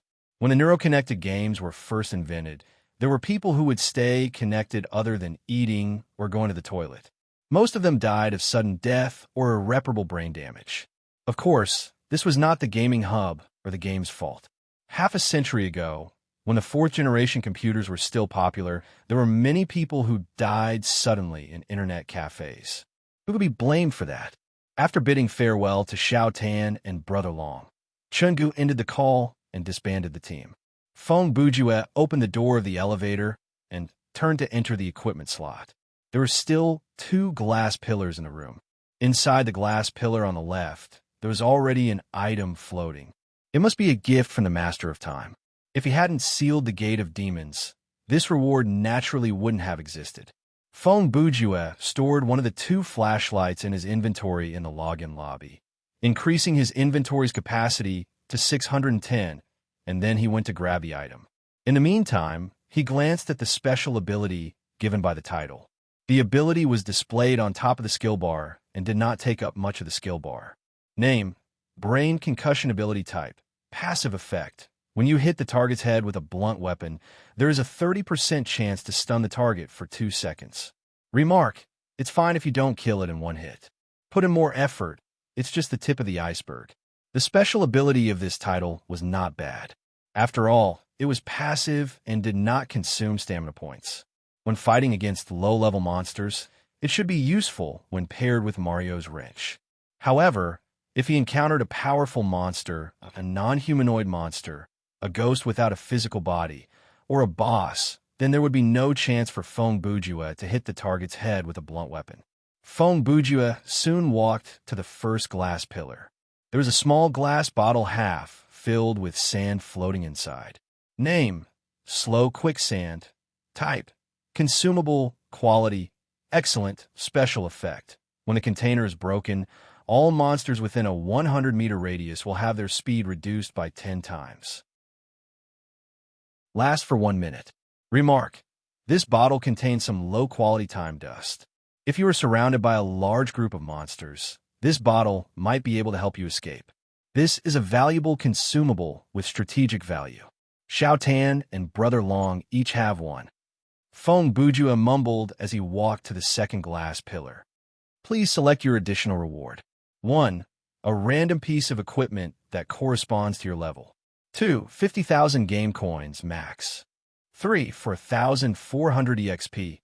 At level 11, the value of this terror rating was undeniable. Among the 3 rewards given by Embodiment of Valor, the highest reward was 50,000 game coins. Putting aside the equipment, the reward of 40% of the current maximum EXP for leveling up was simply too awesome. Theoretically speaking, as long as Feng Bujua had not recovered from his illness at any level, he only needed to survive 2 scenarios, and then he would be able to level up. However, it was because of that Feng Bujua did not want to choose the EXP reward. He was worried that his terror points, which would never increase, would attract the attention of the game company and be seen as cheating. Therefore, he tried to keep as low a profile as possible. After all, he did not want to level up too quickly. Therefore, he chose the equipment again. Even though he was not lacking in weapons, both ranged and close-ranged, he was lacking in defense. He hoped to get a reliable defensive item. Chapter 39. After the selection was completed, the white light in the glass column converged and finally revealed a pair of football shoes that looked quite old-fashioned. Name: Jazz shoes. Type: armor. Quality: excellent. Defense: weak. Attribute: none. Special effect: increase the maximum speed of running and greatly reduce the consumption of stamina points when walking or running for a long time. Remark: this pair of shoes belonged to an unprecedented winger. He was the first European footballer of the year and an excellent dribbler. In his career of more than 30 years, he had never been shown a red or yellow card. Another athlete known as the King of Football once commented, "He is the one who taught us how to play football. This is not bad, and there is no equipment requirement." Feng Bujua read, "Even if I get stronger foot armor in the future, this can be sold for a good price." When he put on the shoes directly, he heard the system prompt. When the equipment part contains fashion peripherals, you can choose your preferred appearance from a menu. Feng Bujua checked it. This function meant that players could choose to display the appearance of the shoes that came with the system or the shoes that were equipped. When the shop opened in the future, there would be many fashion peripherals on the shelves. He believed that by that time, there would be many players who would be wrapped in strange clothes bought with RMB from head to toe. They would not display the equipment, but the style they liked. However, during the closed beta period, when there was no shop, there were more people who chose to display the equipment. In fact, this was also a kind of vanity. People always liked to show something that they had that others did not. The envious eyes of others could bring a considerable degree of satisfaction. After organizing the space, Feng Bujua disconnected the nerve connection. When he came out of the game cabin, about 2 hours had passed in real time. At this time, the night was dark and the wind was howling outside the window. There were no stars in the sky of the city. Of course, Feng Bujua rarely looked. Young people in big cities rarely go to sleep before midnight, regardless of whether they have to get up early the next day or not. They would rather doze off on the crowded subway or bus at 6 o'clock in the morning than sacrifice the time that belongs to them after work. Feng Bujua was a typical nocturnal type. He would wake up at noon every day and would only go to bed at 4 o'clock in the evening. He believed that the early morning was the best time for his inspiration. But today, although there were still 2 to 3 hours before midnight, Feng Bujua suddenly felt the desire to create. He brewed a whole pot of coffee, sat in front of the computer, and began to type on the keyboard. His pen name was Bujua, and the novel he was working on was called Second-Rate Detective and the Cat. Actually, he just wanted to write a story about a first-rate detective. But in his day and age, a business novel had to have some gimmick. Just like how many comics used female characters to attract attention, the novel industry had to follow the rules of the market. No matter how many years had passed, the human psychology of seeking novelty and seduction would always be the breakthrough. When Fonbujue was poor, he once had the idea of writing some seduction novels. As a self-proclaimed artist, it was easy for him to find characters that resonated with him spiritually, like Millet, a French painter who was forced to trade sketches for shoes and oil paintings for beds. To cater to the sensual stimulation of the bourgeoisie, he also painted some erotic works, or Titian. Fine, this one was just out of interest. In any case, Fonbujue eventually compromised and added in a gimmick. That way, he could write the detective stories that he liked and was good at. The setting of The Second-Rate Detective and the Cat was to split the main character into two characters. Originally, the main character of the book was supposed to be a smart person, but now he had become a kind but incompetent detective. Until one day, he realized that his cat could speak, and only he could understand it. The cat also happened to have a godlike reasoning ability. The editor of the magazine even praised Fonbujue, saying that he had used this setting well. The interaction between the main character and the cat could dilute the overall dark and gloomy style of the detective story. Fonbujue also realized the benefits of writing this way. 1, it could reduce the tension of the plot, and 2, it could fill up the word count.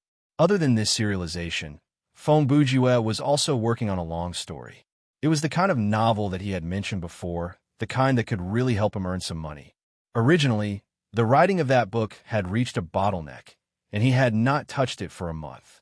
But that night, Fonbujue had a new inspiration, and he started to work on the story called Two Ends of a Nightmare. The night passed silently.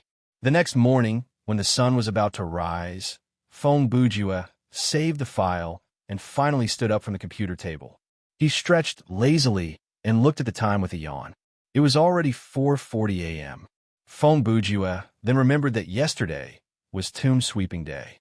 The Dream Company had purposely chosen such a day to start the closed beta of Thriller Paradise. In a way, this was a promotional method for an online game that used horror as its selling point. Since it was already so late, the breakfast stall outside the residential area should have been ready by now. Fonbujue's mind was still filled with various plots from the novel. He did not feel tired at all, so he decided to go out for breakfast before returning to sleep. He grabbed his keys and some change. He only had change, and went downstairs. 15 minutes later, he was on his way back with scallion pancakes and youtiao.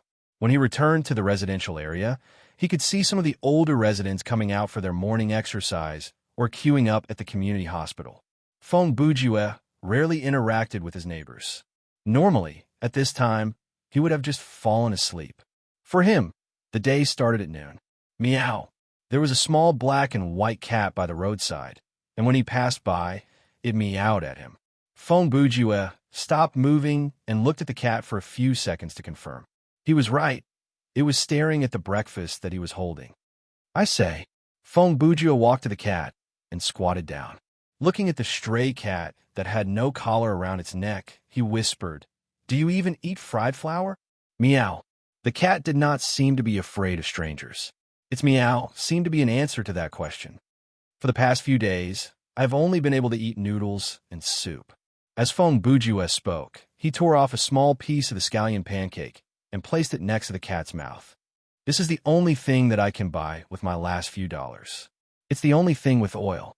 The cat poked its head forward and used its nose to sniff at the food that Fonbujue handed over. Then it ate the scallion pancake in one bite. It licked its lips and meowed again. Looks like that one bite was not enough. Fonbujue broke off another small piece of pancake and gave it to the cat. It doesn't look cute at all, and it doesn't look like an expensive breed. How dare it ask for food from a strange human, and it even want a yard when given an inch. As he mocked it, he instinctively broke off another piece of scallion pancake and sent it to the cat. Go search the trash can, bastard. Speaking of trash cans, Fonbujue unconsciously looked up and glanced at the 3 different trash cans in front of the apartment building. The cup-shaped trash cans with 4 sides were very high, about 1 meters tall, wide at the top and narrow at the bottom. If the cat wanted to jump in and search for things, it had to do so when the trash cans were full. Otherwise, it might be able to jump in and not climb out. If it was dumped into the garbage truck, it would basically become a dead cat. Sigh. Feng Bujue sighed and simply tore off half a piece of pancake, sprinkled it on his palm, and stretched it out in front of the cat. Actually, you stray cats don't have it easy. I heard that in the winter, in our neighborhood, a cat hid under a car and relied on the residual heat of the engine to stay warm. In the morning, when the car owner started the car, it was run over and killed. He touched the cat's head. There were some words that he was more willing to say to cats. In front of humans, Feng Bujue could not say them. You stray cats only live for 3 years on average. As for me, I might suddenly die from an unknown brain disease at any time. Today, we are fated. He took the remaining half of the pancake, put it in his mouth, and took a bite. Then, he said vaguely, "We can eat the same pancake. Maybe, in the next life, we could be brothers. Little Feng, is that you?" A familiar voice sounded from behind him. Feng Bujue turned his face and saw his landlady. The landlady's surname was Liu, and she had been retired for 5 years. Her husband's surname was He, and he was a retired cadre. Although Aunt Liu was usually a bit harsh with her words, she was actually a nice person. Aunt Liu and Feng Bujue lived in the same building. She had 3 apartments under her name. One of them was on the other side of the neighborhood, and it was also rented out. As for the 2 apartments in this building, Aunt Liu thought that the 13th floor was unlucky, so she lived on the 8th floor. The other one was rented to Feng Bujue for a long time. "It really is you. I was worried that I recognized the wrong person." Aunt Liu was carrying a vegetable basket in her hand. She had probably just come back from the market. "The sun must have risen from the west today. I can't believe I saw you come downstairs so early in the morning." She turned her gaze to the little cat and changed the topic. "I say, little Feng, it's not that I want to nag at you, but how can you feed a stray cat? If you feed it today, there will be 5 or 6 stray cats here tomorrow. Aren't you causing trouble for the other neighbors?" "That makes sense." Feng Bujue thought for a few seconds and replied, "Looks like there's only one way." He held the breakfast in one hand and picked up the dirty stray cat with the other. "I'll take it home and raise it." Aunt Liu was shocked. "You really know how to make your own decisions. Have you asked me? Look, in our neighborhood, you can even raise a dog. This cat doesn't go out." Feng Bujue squeezed out a smile, trying to act cute. "You really want to raise it?" Aunt Liu thought that Feng Bujue was just joking. Suddenly, her expression shifted. She looked at Feng Bujue's face and then at the cat. "Hey, now that you mention it, the 2 of you do look alike." Her gaze moved lower. "And this cat is also male." Feng Bujue's mouth twitched. "Aunt, there's a problem with the word 'also' in your sentence. I'm a male. I'm not going to argue with you. You're a cultured person, but I'm not." Aunt Liu said, "Let's be clear. You can raise this cat if you want, but your house is already messy enough. If you raise a cat, you have to pay more attention to hygiene. Most of the people in this building are old people. If anyone comes to me and says that there's a smell, I'll cook it and eat it." Feng Bujue interrupted. "Meow." The little tabby cat seemed to understand and meowed unhappily in Feng Bujue's arms. "Cook your head. Even if you want to cook it, you can't cook it," Aunt Liu said as she walked. "Let's go." "Where are we going?" Feng Bujue asked. "To the pet clinic in the neighborhood to give a vaccination," Aunt Liu said. "What if it has the cat plague?" Feng Bujue hesitated for a few seconds and said, "It's like this. I've been short on cash recently." "Kid, when have you ever been short on cash?" Auntie Liu interrupted. Okay. Auntie will help you pay for it first. You can pay me back when you pay the rent." She just took a step and stopped. "Look at me. Let me go upstairs and put the food down first." When Feng Bujue returned home, it was already 7 o'clock in the morning. Not only did he bring back a cat, but he also brought back a sandbox, cat food, plastic bowls, toys, and a bunch of other things. Let's not be brothers in the next life. Feng Bujue raised the little tabby cat in front of his eyes. "You should reincarnate as a woman and use your body to repay my kindness." Meow. The little tabby cat yawned lazily. Its expression seemed to cast a look of disdain at Feng Bujue. Feng Bujue packed up his things and pressed the answering machine. The recording sounded, "You have won a message." After the dull voice, Wang Tanji's voice came from the phone. "Brother Bujue, You're not picking up the phone again? Today is a rest day. I'll come to your house in the afternoon and bring you some meat to eat. Since you're here, it's a deal. At this time, the little tabby cat jumped to the phone, scratched the phone button with its paw, and sniffed with its nose. Then it lost interest and jumped to the sofa to lie down. You sound like I have nothing to do at home every day, Phone Bourgeois said to himself unhappily, but in fact he was very free. Chapter 40. At 2 o'clock in the afternoon, the walkie-talkie at the door rang. Phone Bourgeois was woken up by the noise and felt groggy and irritable. Although he had already bathed the cat at the pet clinic in the morning, he was busy for more than half an hour when he got home. He didn't even take off his clothes before he fell asleep. It had only been 6 hours since he woke up. Walking to the door in a daze, Phone Bourgeois picked up the receiver of the walkie-talkie and said, "Who is it?" "It's me," Wang Tanji replied. "Master Bao is here too." "Is the door open?" Phone Bourgeois pressed the button to open the door and asked with a yawn. It's open. Come up and talk." A minute after the call ended, the two took the elevator up. Passing through the hallway, they rang Phone Bourgeois' doorbell. The latter looked through the peephole on the door and opened the door. He didn't say hello to the two people and turned around to walk to the sofa. Wang Tanji and Master Bao didn't stand on ceremony. They closed the door, put the pizza and a dozen beers on the coffee table, and went to Phone Bourgeois' kitchen to get a plate and chopsticks. Brother Bourgeois, why is there a cat?" Wang Tanji quickly found the little tabby cat napping in the corner of the sofa. "Don't you see the sand table in the corner? It's my cat." Phone Bourgeois sleepily opened a bottle of beer, gulped it down like mouthwash, and then swallowed it. "When did you start raising cats again?" Wang Tanji asked as he crept closer to the little tabby cat. "This morning," Phone Bourgeois burped and said, "Don't think it's really sleeping. Cats are very alert animals. It seems like they sleep for more than 10 hours a day, but in fact, their ears will move slightly if there's any movement around them. This means..." Xiaoten was just about to grab the little tabby cat when it suddenly opened its eyes, jumped forward, turned a corner, and slipped behind the sofa. Xiaotan, on the other hand, lost his balance and stumbled. "Why did you think of raising a cat again?" Master Bao came back from the kitchen with a plate and a tissue. He waved his hand and asked Xiaotan to sit on the sofa before sitting down himself. His name was Bao Qing, and he was only a few months older than the two of them. The three of them had been classmates from kindergarten to middle school, and Bao Qing had been called Master Bao since elementary school. The problem was he wasn't dark at all. His family had never been an official, and he had never been a class committee member when he was studying. Who would have thought that Master Bao would really become an adult after he grew up? He was 25 years old this year and was a civil servant. His daughter was already 2.5 years old. Compared to these two bachelors, he was much more mature. Lord Bao's characteristic was that he had a melancholy face since he was young. Not to mention, after he got married, he always had a bitter expression on his face.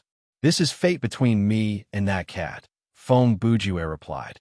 "It's up to fate." When the two of them asked the question, they used the word again because they knew that Phone Bourgeois had raised a cat when he was young. At that time, the neighbor's old lady raised a female cat and gave birth to 4 kittens. She gave one to Phone Bourgeois, and he raised it for 13 years. The kitten became an old cat, and in the end, it died of old age. The child also became an adult, and he buried the old cat with his own hands. "Have you named it?" Wang Tanji asked excitedly. "Arthas," Phone Bourgeois replied very calmly, as if he had not blurted out the name, but had already thought of it. Master Bao spat out a mouthful of beer. "Even if you don't want Xiaotan to participate in the naming, you should at least come up with a more normal name, like Kulu, Mike, or something like that." Phone Bourgeois snapped his fingers. "Arthas." The little tabby cat actually turned around and meowed. "Look, it doesn't feel out of place." Phone Bourgeois pointed at Arthas' cat face. "I'm going to post it online," Xiaotan said as he took out his phone. "Wait." Phone Bourgeois put down the beer, went to the window, and pulled open the curtains. Then, he picked up Arthas, who did not manage to escape in time. Phone Bourgeois' hands passed under the cat's armpits, lifted the cat up, and turned the cat's face away from him. He straightened his arms, raised them high against the sun, and imitated the opening scene of The Lion King at the Glory Stone. He also said a line that had nothing to do with it. "My son, on the day you were born, your name echoed in every corner of Lord Darren." "Arthas," Fong Bujue said in a serious tone with a deep voice. Wang Tanji took out his phone and aimed it at the cat, who had a confused look on its face, and took a 360-degree video of it. "What are you guys doing? How old are you this year? Is this the daily life of a Chinibu?" After being scolded by Master Bao, the two of them sat back on the sofa, and Arthas slipped onto a cushion to take a nap. "Master Bao, why are you free this week?" Fong Bujue asked. "My wife brought our daughter back to her parents' home," Master Bao replied as he drank his beer. "Is it permanent or temporary?" Fong Bujue asked again. "Nonsense. How can it be permanent? My mother-in-law just wants to see her granddaughter." Master Bao almost choked to death. "Look at you. You look like you've been freed," Fong Bujue said. Wang Tanji interrupted them. He picked up the remote control and asked, "What's the theme this week?" "Crappy movie marathon," Fong Bujue replied. "Huh." Wang Tanji turned around. Fong Bujue said, "That's right, that's it. As we discussed last time, there's so many notorious crappy movies that have passed the test of time and become the bottom line of the film industry. But we haven't watched any of them." "Okay, let me see." Wang Tanji used the remote control to browse through the streaming options on the TV. When the three of them were free, they would think of a theme and watch movies for more than 10 hours. As for the movies they watched, most of them were from the late 20th century to the early 21st century. After that, as computer technology became more and more mature, and as fifth-generation computers became more common, there were basically no crappy movies. In the future, no matter how crappy a movie was, at least there were graphics and sound effects that could make it look better. "What about Ghost Rider?" Wang Tanji asked. "Do you know about Daredevil?" Fong Bujue asked. I've seen it," Wang Tanji replied. "It's the same director," Fong Bujue said. "Okay." Wang Tanji searched again. "Look at this, Twilight, Breaking Dawn, Part 2. Wow, there are actually 7 movies in this series. There were 2 more in 2055. I haven't watched any of them." Master Bao shrugged. "I remember that this movie won 7 out of the 10 Razzies that year. 20 years later, it was ranked as one of the 3 most dominant crappy movies of the early 21st century, Fong Bujue said. "I'm curious about the other 2 movies." "Don't tell me it's the other episodes of the series," Master Bao said. "No, it's Battlefield Earth and Jack and Jill. The latter won all the Razzies in 2012, Fong Bujue said. "I've only heard of it and have never seen it. Why don't we watch these 3 movies today?" "It doesn't matter." "Agreed," Xiao Tan and Master Bao replied. 2 hours later, "Are you guys okay?" Master Bao looked at the credits that appeared on the big screen and asked. Wang Tanji looked at the floor with a gloomy expression. "I feel like I've lost something important." Fong Bujue looked at the sunlight outside the window with a blank expression. "This is the most humiliating 2 hours of my life. My brain has been raped. There's still a sci-fi movie and a comedy movie coming up. Let's watch the comedy first." Master Bao's bitter expression was extremely serious. 90 minutes later, Al Pacino's integrity is gone, Wang Tanji said. "The acting is hard to criticize, but the plot is," Fong Bujue said. "Master Bao, what do you think?" No one answered. Master Bao. Fong Bujue turned around and saw that Master Bao had fallen asleep with his eyes open and was even snoring softly. This despicable civil servant. At around 7 a.m., the 3 went to a roadside stall for some barbecue. Brother Bujue and Xiao Tan told Master Bao about their recent visit to Thriller Paradise, but Master Bao expressed his lack of interest. A man with a family had a hard life. He did not have much private time and entertainment time. The 3 chatted for a few hours before parting at 9 a.m. Fong Bujue and Wang Tanji promised to go online to farm a few more scenarios at midnight, and then they went their separate ways. The friendship between the 3 was not easy to come by, and it was sincere. When they were young, They were all kids with snot running down their noses, and that kind of friendship was the purest of all.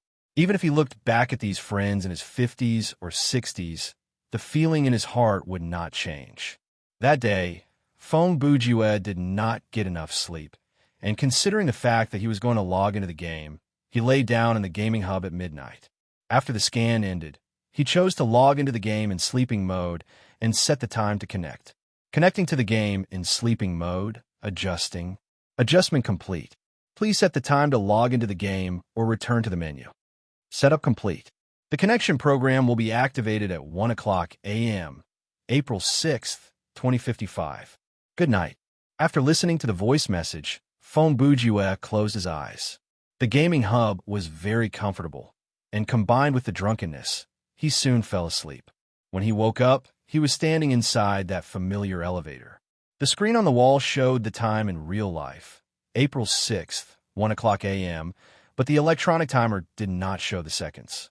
Even after several minutes, the time did not jump to 1:01. Obviously, this was Thriller Paradise in sleeping mode. Wang Tanji's party invites soon popped up on the screen. After joining the party, Fong Bujue noticed that Long Aomin was also in the party. Xiao Tan had added him when he saw that Long Aomin was free. Brother Bujue, something big has happened, Wang Tanji said. Someone has reached level 20? Fong Bujue answered. You already know? That's just a guess from your tone. Ha! Brother Fong, you are indeed a genius, Long Aomin said. At around 12:30 a.m. in real life, the server's first player to reach level 20 was born. Fong Bujue glanced at the team tab. In just one day, Long Aomin had reached level 13, and Xiao Tan had reached level 11. He had probably logged in about 10 minutes earlier and cleared a solo scenario to level up. Will there be an announcement for the first player to reach the maximum level? Fong Bujue asked. Yes, all the players in the login lobby will hear the system announcement, and the news will appear on the touchscreen. Furthermore, the forums have exploded, Long Aomin said. Let me see. Fong Bujue clicked open the forum and found the official thread that was pinned at the top. The title read, "Congratulations to Fearless Champion from Regulation for becoming the first player to reach the level cap during the closed beta." Chapter 41. They even posted the names of the studios. Looks like the Dream Company doesn't reject the participation of professional teams and players, Fong Bujue said. That is not good news for players like us who don't have an organization to back us up, Long Aomin said. Long Aomin said, if the gaming company does not restrict those gaming studios, the upper structure of the game will be controlled by a small group of people. For example, they can control the price of the top equipment through negotiation and monopolize some of the high-level game resources or information. Perhaps the Dream Company thinks that the balance of Thriller Paradise is impeccable, and the profit margin of the studio is limited by the system. So technically speaking, the scenario that you hypothesized is impossible, Fong Bujue said. Of course, we don't need to worry about that. He paused and asked, by the way, Brother Long, I have a question that I don't know if it's appropriate or not. Are you a professional player? Huh? Haha, what's wrong with that question? Being a professional player is not a shameful profession. Long Aomin laughed. I do admire professional players, but I'm not one, he replied. I'm just a passionate gamer. Long Aomin was telling the truth. He was a police officer in real life, and his name was Long Liwen. Although there was a one in his name, he could be said to be fierce and courageous when performing tasks. He had the demeanor of a daredevil. Back then, he was only one step away from being transferred to the SWAT team. Unfortunately, the road to success was strewn with setbacks. In an operation to arrest criminals, he was injured. To cut the story short, after what happened to his knees, he could only sit behind a desk at the station, even though it did not affect his daily life. And in a way, he was promoted. It was impossible for him to return to the front line.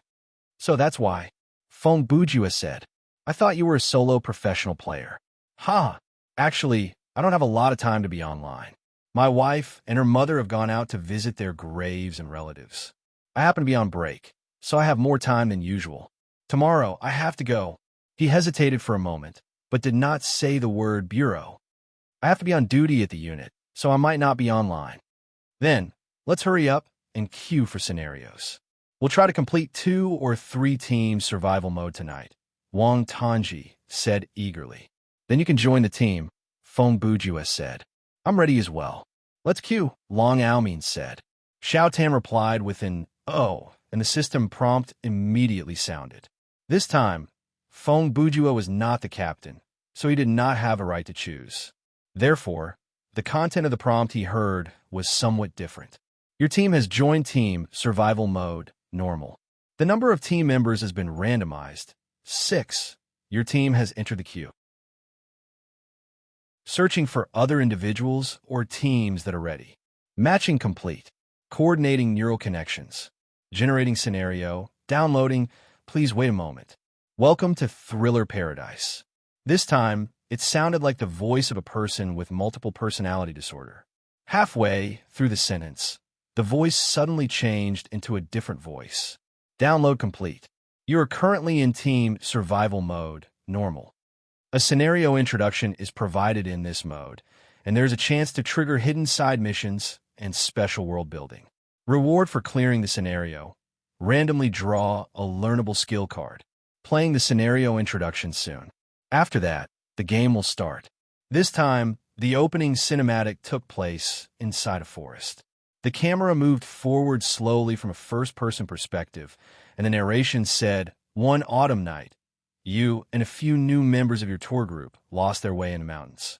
Starved and cold, you tread through the thick canopy of calamus trees and miraculously stumbled upon an abandoned mansion. At that moment, an old mansion appeared on the screen. The clouds in the sky hung low on the ground, covering the dark mansion. Next to the mansion was a lake, and there were 2 windows on the wall facing the lake. It was as if the house had grown a pair of empty eyes, and they were looking down at their unrecognizable reflection in the lake. An ominous aura spread from the inside of the house, rising from the withered trees, the dark walls, and the silent swamp. But you have no other choice. The cold air is drilling into your bones, and the hunger has diluted your vigilance. You decided to enter the mansion. His words came to an abrupt end. Feng Bujue's eyes glowed, and he realized that he was standing inside the mansion. This should be the living room. It was tall and spacious. The floor was made of wood, and the furniture and decor seemed to be from the 19th century. The chandelier on the ceiling and the surrounding wall lamps were obviously powered by electricity. However, other than these, there were no other electrical appliances. On the opposite side of the living room was a 2-meter-wide staircase that led up to the second floor. There were 3 or 4 doors around it, and behind the staircase was a corridor. However, the lighting there was not good, and it was impossible to see into the depths of the corridor. Feng Bujue took a few seconds to observe his surroundings before his eyes fell on the 3 unfamiliar players in the living room. The first was a male player, and his name was Invincible Champion. He was only 1 word away from the first player to reach level 20, Fearless Champion. However, this player was still far from level 20, currently level 15. His title was Reckless Fighter. From his appearance, Invincible Champion was tall and muscular like Long Aomin, but compared to Brother Long's Schwarzenegger physique, he was obviously lacking in terms of height, muscle, and presence. The other 2 were female players, and they seemed to have joined a party. Their starting positions were closer to each other, and one could tell from their names. One was called Rain Like Rain, and the other was called Laughing Soul. Both of them were level 13. Passing Rain looked like she was in her early 20s, and her short hair was long enough to cover her neck. Strangely enough, even though her face was beautiful, it did not attract much attention. Theoretically speaking, with the ability of the gaming hub to modify one's appearance, anyone could be changed into a beautiful woman, and changing a man's face to look like a trap would not be a problem. If a female player entered the game and did not modify her appearance, it would be like leaving the house without makeup. Could it be that this sister's appearance in the real world was so weird that this was the limit of the modification? When Feng Bujue looked at her, her eyes met his. The impression that a person left on others was largely determined by their eyes. At that moment, if Feng Bujue could see calmness in his eyes, then passing Rain's eyes should be something similar to murderous intent, and it was a cold, murderous intent. This was not an angry glare, and it was definitely not a pretense of coldness. It was an expression that was subconsciously revealed in a very normal state. This was the gaze that an assassin in real life should have. Moving his eyes up, Feng Bujue saw passing Rain's title, Merciless Decapitator. At that moment, he grumbled internally, "What the F *CK? What's going on? Are agents of the Security Bureau training their courage in the game?" On the other hand, the laughing soul beauty looked much more normal. She seemed to be 1 or 2 years younger than Ruali. She had an oval face and looked very delicate and cute. She had long hair and no bangs in front of her forehead. Occasionally, a faint smile would appear at the corner of her mouth. However, in her eyes, there was not a hint of a smile. Laughing Soul's title was Sharp Gunner. If Chungu was not mistaken, she should be a player who specialized in marksmanship, and she was quite good at it. What's wrong? Passing Rain suddenly opened her lips to ask. She looked directly at Feng Bujue. Her expression was cold, and her words were concise. Feng Bujue knew that she was asking him why he kept staring at her. He forced a smile and came up with a random topic to talk about. About that, your IGN sound a bit like Thunderbolt. Passing Rain, and Ruali chose not to reply. It was as if she had heard something that she did not need to answer. Feng Bujue was instantly embarrassed. Seeing this, Laughing Soul could not help but laugh. She then replied, "Same here. Your IGNs are quite interesting as well." She knew that her cousin was not a talkative person, so she added to give Feng Bujue a way out. Ruali and Ruoyu's grandfather's elder sister was Laughing Soul's grandmother, so they were basically relatives. They were actually the same age, 22. Passing Rain and Ruali had not been a talkative person since they were young, but she had her own opinions. She had never lost a fight before, and that included when her opponent was a guy. She was born to be that cool. Laughing Soul, on the other hand, was like a child who never grew up. Normally, she would be mischievous and like to play pranks on others. Furthermore, she was very clever.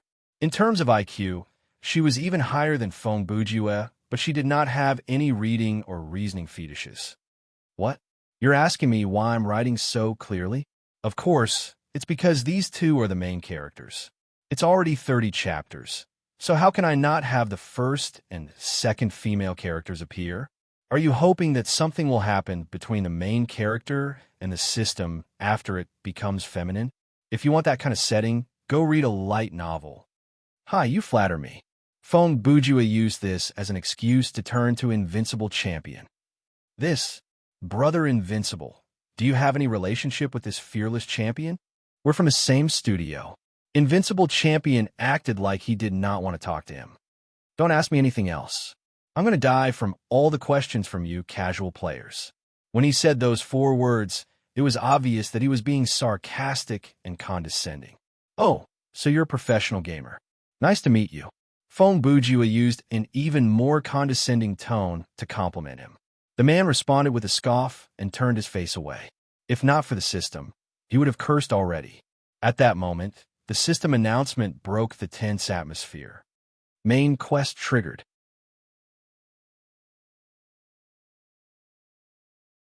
Chapter 42. Then, the quest tab showed up. Explore the house and find a way to escape. After reading that, Feng Bujue turned to open the door. It was a flat door made from 2 solid wooden boards. Feng Bujue gripped the handles on both sides and twisted them until they creaked noisily. Obviously, the door was locked and would not open so easily. Invincible Champion scoffed. An amateur is an amateur. How can you open this door? Kacha! Kacha! Wang Tanji also joined Feng Bujue. He used the kitchen knife in one hand to poke at the gap between the 2 boards while his other hand pulled on the door handle. He was using his actions to show his support for Feng Bujue. Brother with panic in your title. Are you kidding me? I already said. Invincible Champion said again. Clang, clang, clang. The 2 became even more aggressive. Each of them pulled on the door handle and tried their best to pry open the 2 boards. I said, Brother Invincible was at a loss for words. Pa! Pa! With 2 consecutive noises, both of the door handles were broken. Now, even if they had the key, they would not be able to open the door. Hey, what are you guys doing? Invincible Champion gasped in shock. In that second, his terror points had increased for some reason. Bang, bang, bang. They used their shoulders to knock on the door that had lost its handles. In the end, Fong Bujue, who had been messing around for 3 minutes, turned around, adjusted his collar, and cleared his throat. Looks like it really can't be opened. Invincible Champion cursed internally. F***CK. However, he could not curse like that, so he could only yell angrily. Of course. Didn't I say that from the beginning? You were just saying, Fong Bujue replied, and I proved it with my own actions. Kid, why don't you go and prove the feasibility of quitting and the subsequent system punishment? Invincible Champion roared. So, it was some kind of supernatural power that sealed the door. Fong Bujue scratched his chin and said something that was pointless. You're ignoring me now. Brother Invincible's heart was burning with rage. Passing Rain watched from the side for a while before turning to walk down the dark corridor on the first floor without saying a word. Since someone had proven that the door could not be opened no matter what, she did not want to continue watching this farce. Laughing Soul followed and left the living room with her. Seeing the two walk away, Long Almin wanted to say something but stopped. Brother Invincible, who was fuming, and he shouted, Hey, don't run. If you trigger the trigger, it's fine. From the content of the quest, the more things that are triggered, the better. As he spoke, he walked to a glass window next to the door. The window was rectangular, about 1 meter tall and 1 foot wide. The top of the window was pointed and the frame was made of wood. Looking out, the other side of the window appeared to be covered by a layer of fog, making it impossible to see what was outside. Fong Bujue took out the wrench and swung it at the window. When the iron weapon landed heavily on the window, Fong Bujue felt his arm go numb like the wrench had hit some kind of metal resonator. This window is similar to the door. There is some kind of barrier formed by some kind of force, Fong Bujue said. Invincible Champion shook his head and sighed. That's why I say you amateurs have no common sense. Why would the system create a scenario that requires brute force at the start of the game? He turned to walk up the stairs. The 3 of you are together, right? Please don't follow me. In an indoor environment, I might not even be able to clear the scenario with 3 newbies around. You guys will be responsible for the first floor, and I'll deal with the second floor alone. Invincible Champion had already decided that the 3 of them were the kind of teammates who were super useless. Other than the team guardian by the name of Long Almin, who looked quite capable, the other 2 were seriously unreliable. The panicked ambusher was already trash based on his title, and the cold-blooded head cracker had an unknown title. His attitude made Invincible Champion very uncomfortable, and he had shown many ignorant behaviors. The thing that annoyed Invincible Champion the most was when people asked him about how Fearless Champion was the first to reach level 20. Those who did not know anything about their studio loved to ask questions about this and that. Actually, in regulation, being able to level up quickly did not mean anything. It was just a matter of division of labor. In the year 2055, professional players were already a very mature industry. Among them, the most common ones were some small studios. They thought that they were professionals, but in reality, they lacked the ability to plan and execute. Most of the time, it was the bosses themselves who took on the roles of management, finance, and game leader. Moreover, most of the bosses still had the heart of a pure gamer. They often did things under the guise of public office for personal gain, using the collective resources to create a false reputation for themselves in the online world. There were as many studios as there were hairs on a cow. They were formed and disbanded frequently, and their income was very unstable. These studios formed the bottom layer of the industry. Looking up, the middle layer of the industry was mostly small studios that had a certain level of management and talent. The only difference between these smaller teams and the bottom layer was that they had 1 or 2 star players who were experts in certain games. In a competitive game team, Sometimes one or two of such stars could support the entire studio. However, most studios that could reach this level had already broken away from the management style of a bandit. They were able to use the resources of the team with a plan. To put it bluntly, no matter what industry it was, if you wanted to do it for a long time, you had to have a long-term plan. A gaming team without a plan was no different from a group of amateurs. They just had more time to play games. And at the top of this industry, it was a first-rate studio like Order. They had a specialized management team in charge of planning, and the gaming team was divided into groups to do their homework. In the six-man team that was mainly responsible for leveling up, their specializations and individual roles were very clear. The items, resources, and information were also shared in real time within studio. All the equipment and skills that the members obtained were given to the leveling team first.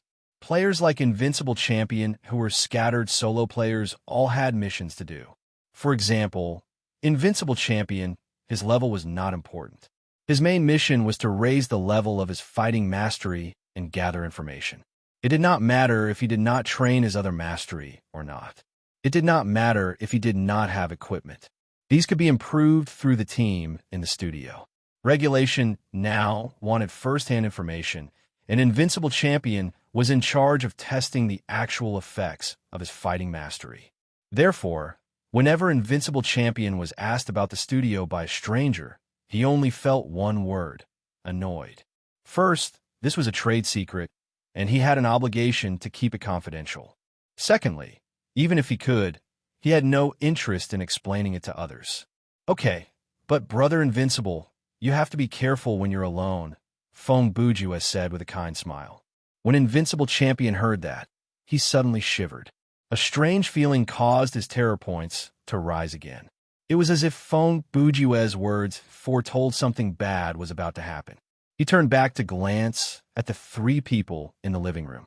He chased the strange thought out of his mind and turned to go up to the second floor alone. Seeing his back disappear around the corner, Long Almin opened his mouth to ask, "Brother Feng, why did you purposely act dumb?" He was confused. You have to know how careful this system is. This door and window obviously cannot be opened. Even if you want to give it a try, you don't have to go so far, do you? I had to put on a good show to make him think that I don't know anything. Feng Bujue said. Then he would do something like this, ditching us as a burden and moving on his own. Brother Ju, you're not planning to do something behind his back, are you? You can't attack your own people in this game, Wang Tanji said. Wang Tanji said. When he helped Feng Bujue remove the door earlier, it was not because he wanted to cooperate with Feng Bujue, but because he really thought the door could be opened. I'm not trying to harm him. I just think it's more efficient to split up in a scenario like this, Feng Bujue said. The two girls agreed with me and left on their own. But this guy, I'm afraid he's not the kind of person who will discuss things with us. He paused. From his perspective, in terms of level, he is the highest. And in terms of gaming skill, he is a professional, so he should have the most say in the team. If I suggested splitting up, he would have objected immediately. When I went to pull the door open, he tried to stop the other two from leaving the team. This goes to show that he originally planned to work as a group. Feng Bujue walked to a wall and squatted down like he was observing something. This is for the best. He left on his own. He used his palm to peel away the spider webs and dust on the wall. We should split up as well. When we see the hint about the change to the main quest, we'll come back here to meet up. Shouting gasped. We're going to split up as well? Didn't I say it's more efficient to split up? Feng Bujue replied. His eyes did not move away from the wall. Don't worry. This kind of large house is definitely haunted. I don't think there will be any monsters like the xenomorph. Therefore, the main purpose of this scenario is to scare people and solve puzzles. The things that might cause physical harm are most likely traps. Just be careful. Before he could finish his sentence, the system notification sounded again. Side quest triggered. The three looked at the quest menu. The original main quest was still there, but there was a new quest at the bottom. Find all 6 sections of the Haunted Palace. Current progress 1/6.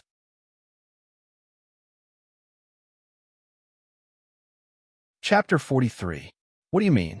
What is the Haunted Palace? Wang Tangji asked. Are you going to ask, can I eat it? Feng Buju asked. I'm already past the age of asking, can I eat it? To act cute, and I'm being very serious. Wang Tangji said. Take a look for yourselves. Feng Buju stood up so that Xiao Tan and Brother Long could see what he had been looking at when he was squatting down. When the two got closer, they saw words on the wall. They appeared to have been carved with a knife. The content was all in English, but when the players opened the game menu, they could see the translation. It seemed to be an English short poem, and the content was as follows. Deep in the green valley angels stopped to guard. There was once a beautiful palace, dazzling, that rose to the sky. In the kingdom of thinking stood tall and proud the six-winged angel never spread its wings. So beautiful was the jade palace. What is the meaning of this? Wang Tangji was confused after reading it. It probably means that this passage is called the Haunted Palace, and there are 6 paragraphs in total. Long Aomin was just guessing. They all thought, since Feng Bujua was there, the man would know everything. They could just ask him. Unexpectedly, when the two of them turned around, they discovered that the kid had already disappeared. Brother Ju? Wang Tangji looked around and took a step back to look at the stairs that led to the 2nd floor. Where is he? Did he disappear when we weren't looking? Long Aomin looked around but could not find him. He shrugged helplessly. He said that he was going to split up, so he must have slipped away when we were reading this passage. Wang Tangji said, then let's go look for clues. After all, Brother Ju said that we can meet up here after the main quest changes. Long Aomin nodded, and the two started to investigate the 1st floor. They pushed open the doors that could be opened one by one to see if there were any other passages or clues about the haunted palace. Inside the complicated corridor on the 1st floor, 2 female players were moving forward slowly and cautiously. Looking at the situation, it was obvious that they had encountered some sort of trap. At this moment, Yu Ruo Li held a shiny long sword in her hands. Although this item was only of normal quality, she was able to obtain the title of Ruthless Beheader with this ordinary weapon, which was enough to show that it was extraordinary. Laughing Soul did not take out her gun. She came to the same conclusion as Feng Bujua. If the scenario was filled with ghosts and traps, there was no need for guns. Laughing Soul, who walked at the back, was startled. Several seconds later, she said, they found a side quest. Passing Rain and Ruali looked at the quest details and asked, should we also cooperate to find this ghost palace? There's no need to deliberately look for it. Laughing Soul thought about it and replied, for now, we have no idea what it is. Furthermore, we are looking for clues. Then let's continue. Ruoyu and Ruali replied and continued forward. On the 2nd floor, Invincible Champion was inside a very large room, similar to the living room. The window in this room was long and narrow. It was placed high up, and there was a distance between it and the dark oak floor. Red light shone through the window, and it was just enough to light up the more obvious things in the room. However, where did the red light come from in the middle of the night? Invincible Champion tried his best, but he could not see the corner of the room or the mosaic. Of course, he did not care about these details. So what if he saw them clearly? He only needed to know that there were no monsters hiding in the corner.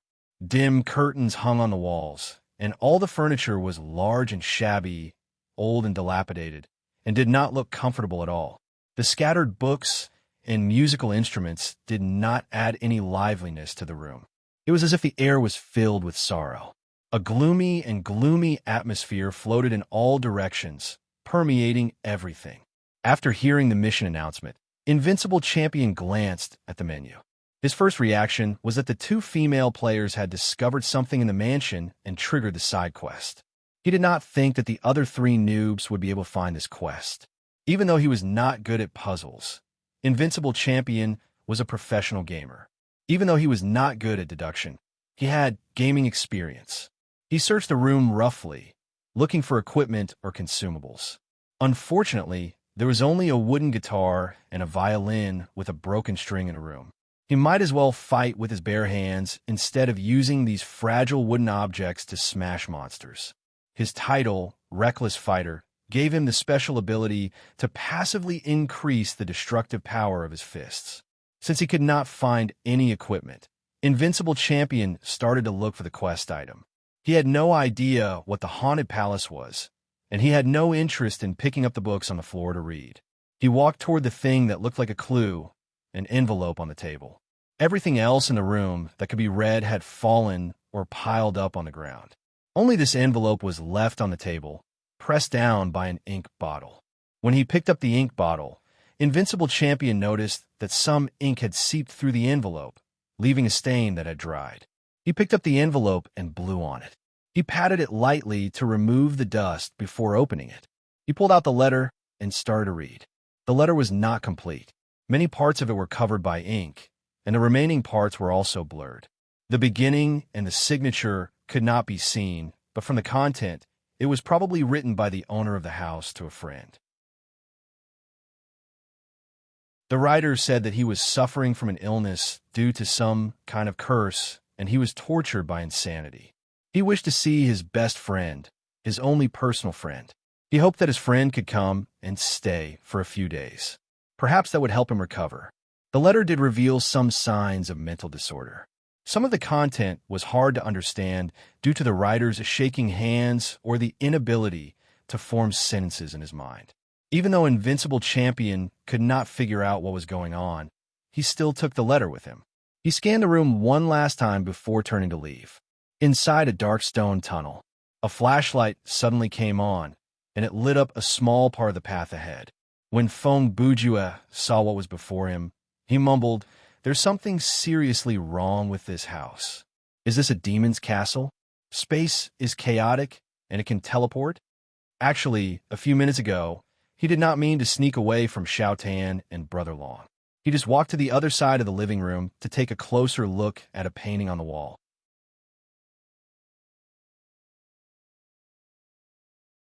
Chapter 44. There were several paintings on the wall of the living room on the first floor. Most of them looked like the work of a mental patient. The paintings were filled with illusions, and the meaning was unclear. However, there was one painting that did not seem so abstract. The painting showed the interior of a long and narrow tunnel. The walls were low, smooth, and white. There were no decorations, and the path ahead looked like it was going down a slope. It looked like a tomb. Some of the details showed that the cave was buried deep underground. There was no exit in the painting, and there was no artificial light source. It was unknown what method the painter used to make the painting show a kind of ghostly light that did not fit the environment. Feng Bujue stared at the painting for about 5 seconds. His gaze seemed to be frozen, and an unknown force made him unable to move or speak. The next second, his vision was covered by darkness, and he could not see anything. Not long after that, when he regained his mobility, he took out the flashlight from his inventory. He was inside the tunnel that was depicted in the painting. He had no idea how this teleportation worked, and he had no idea whether Xiao Tan and Brother Long had seen him leave or not, but regardless, he would have to rely on his own power to leave this place. Behind him was a stone wall. He pushed it with his hands, but it did not budge. The ceiling was low, and there was no way out. Feng Bujue sighed and took out the Eye of Hostility from his inventory. He held the flashlight in one hand and the wrench in the other as he walked down the tunnel. With the jazz shoes on his feet, Feng Bujue was not worried about running out of stamina points due to exploring, so he did not care how far he walked.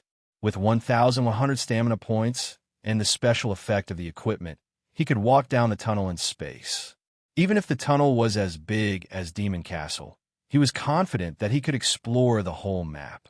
After walking down the tunnel for about 10 minutes, Feng Bujue's flashlight suddenly flickered. He waved his hand and patted the cylinder twice. Low battery? That's impossible. It didn't take that long in the previous scenario. Bad contact. That was even more impossible. This thing had the words "Made in China" written on it, so the quality was definitely good. Suddenly, a strange whisper came from the front. "Let me out." The sound came from about 10 meters in front of Feng Bujue.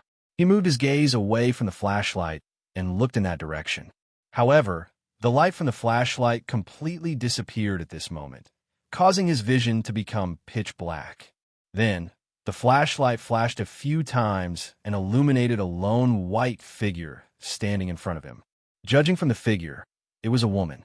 She was covered in cuts and bruises and was as thin as a match. Her white clothes were stained with blood. Because he had only seen her for a short time, and because of the light and distance, Feng Bujue could not see her face clearly. The light was fleeting, and Feng Bujue's vision immediately turned pitch black, leaving only the terrifying image on his retina. Then, he heard another wail. "Let me out!"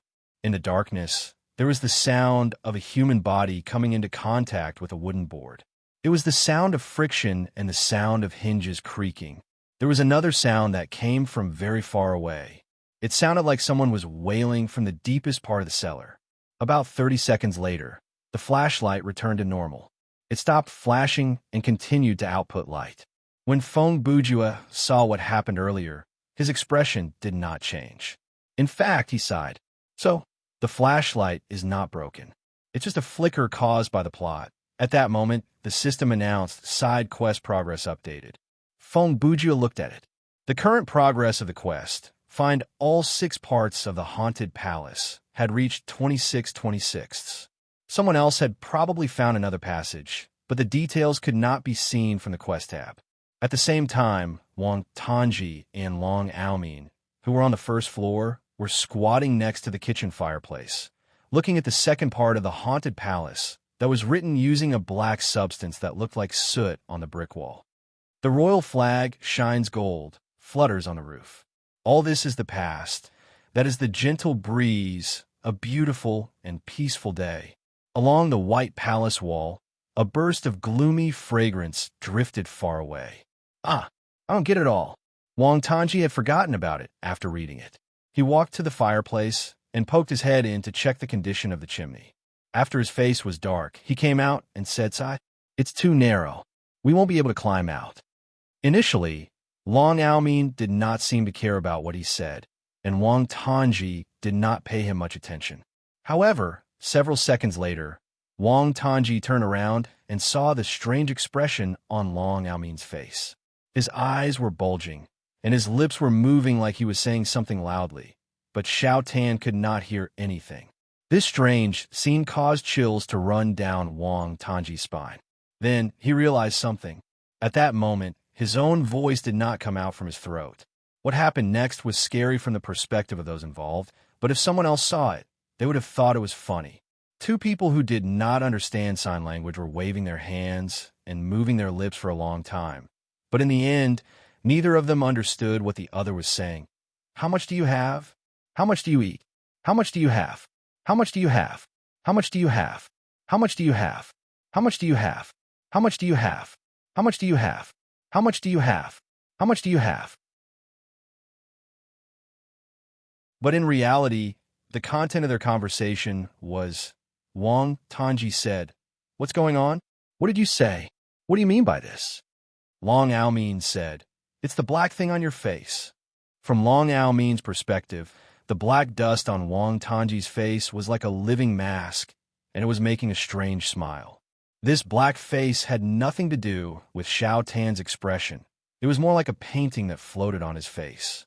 In the end, Long Aomin came up with an idea. He found a cloth in the dirty kitchen and placed it before his face. With a distance between them, he made a clockwise wiping motion. Then he pointed at the cloth and then at Wang Tanji's face. The latter seemed to have understood. He took the cloth and covered his face with it. When he removed the cloth, both of them regained their ability to speak at the same time. "Wow, what kind of monster is this?" Wang Tanji looked at the cloth in his hand. The black face seemed to have been imprinted on the cloth. It maintained a complete human face as it moved from Xiao Tan's face to the cloth. Now, Xiao Tan's face was clean, and there was not a speck of black dust on it.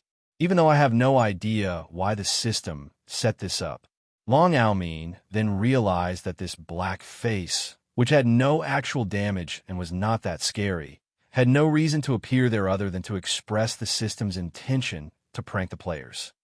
But I think it's safer to burn it. Long Aomin accepted the mask and found 2 flints next to the stove.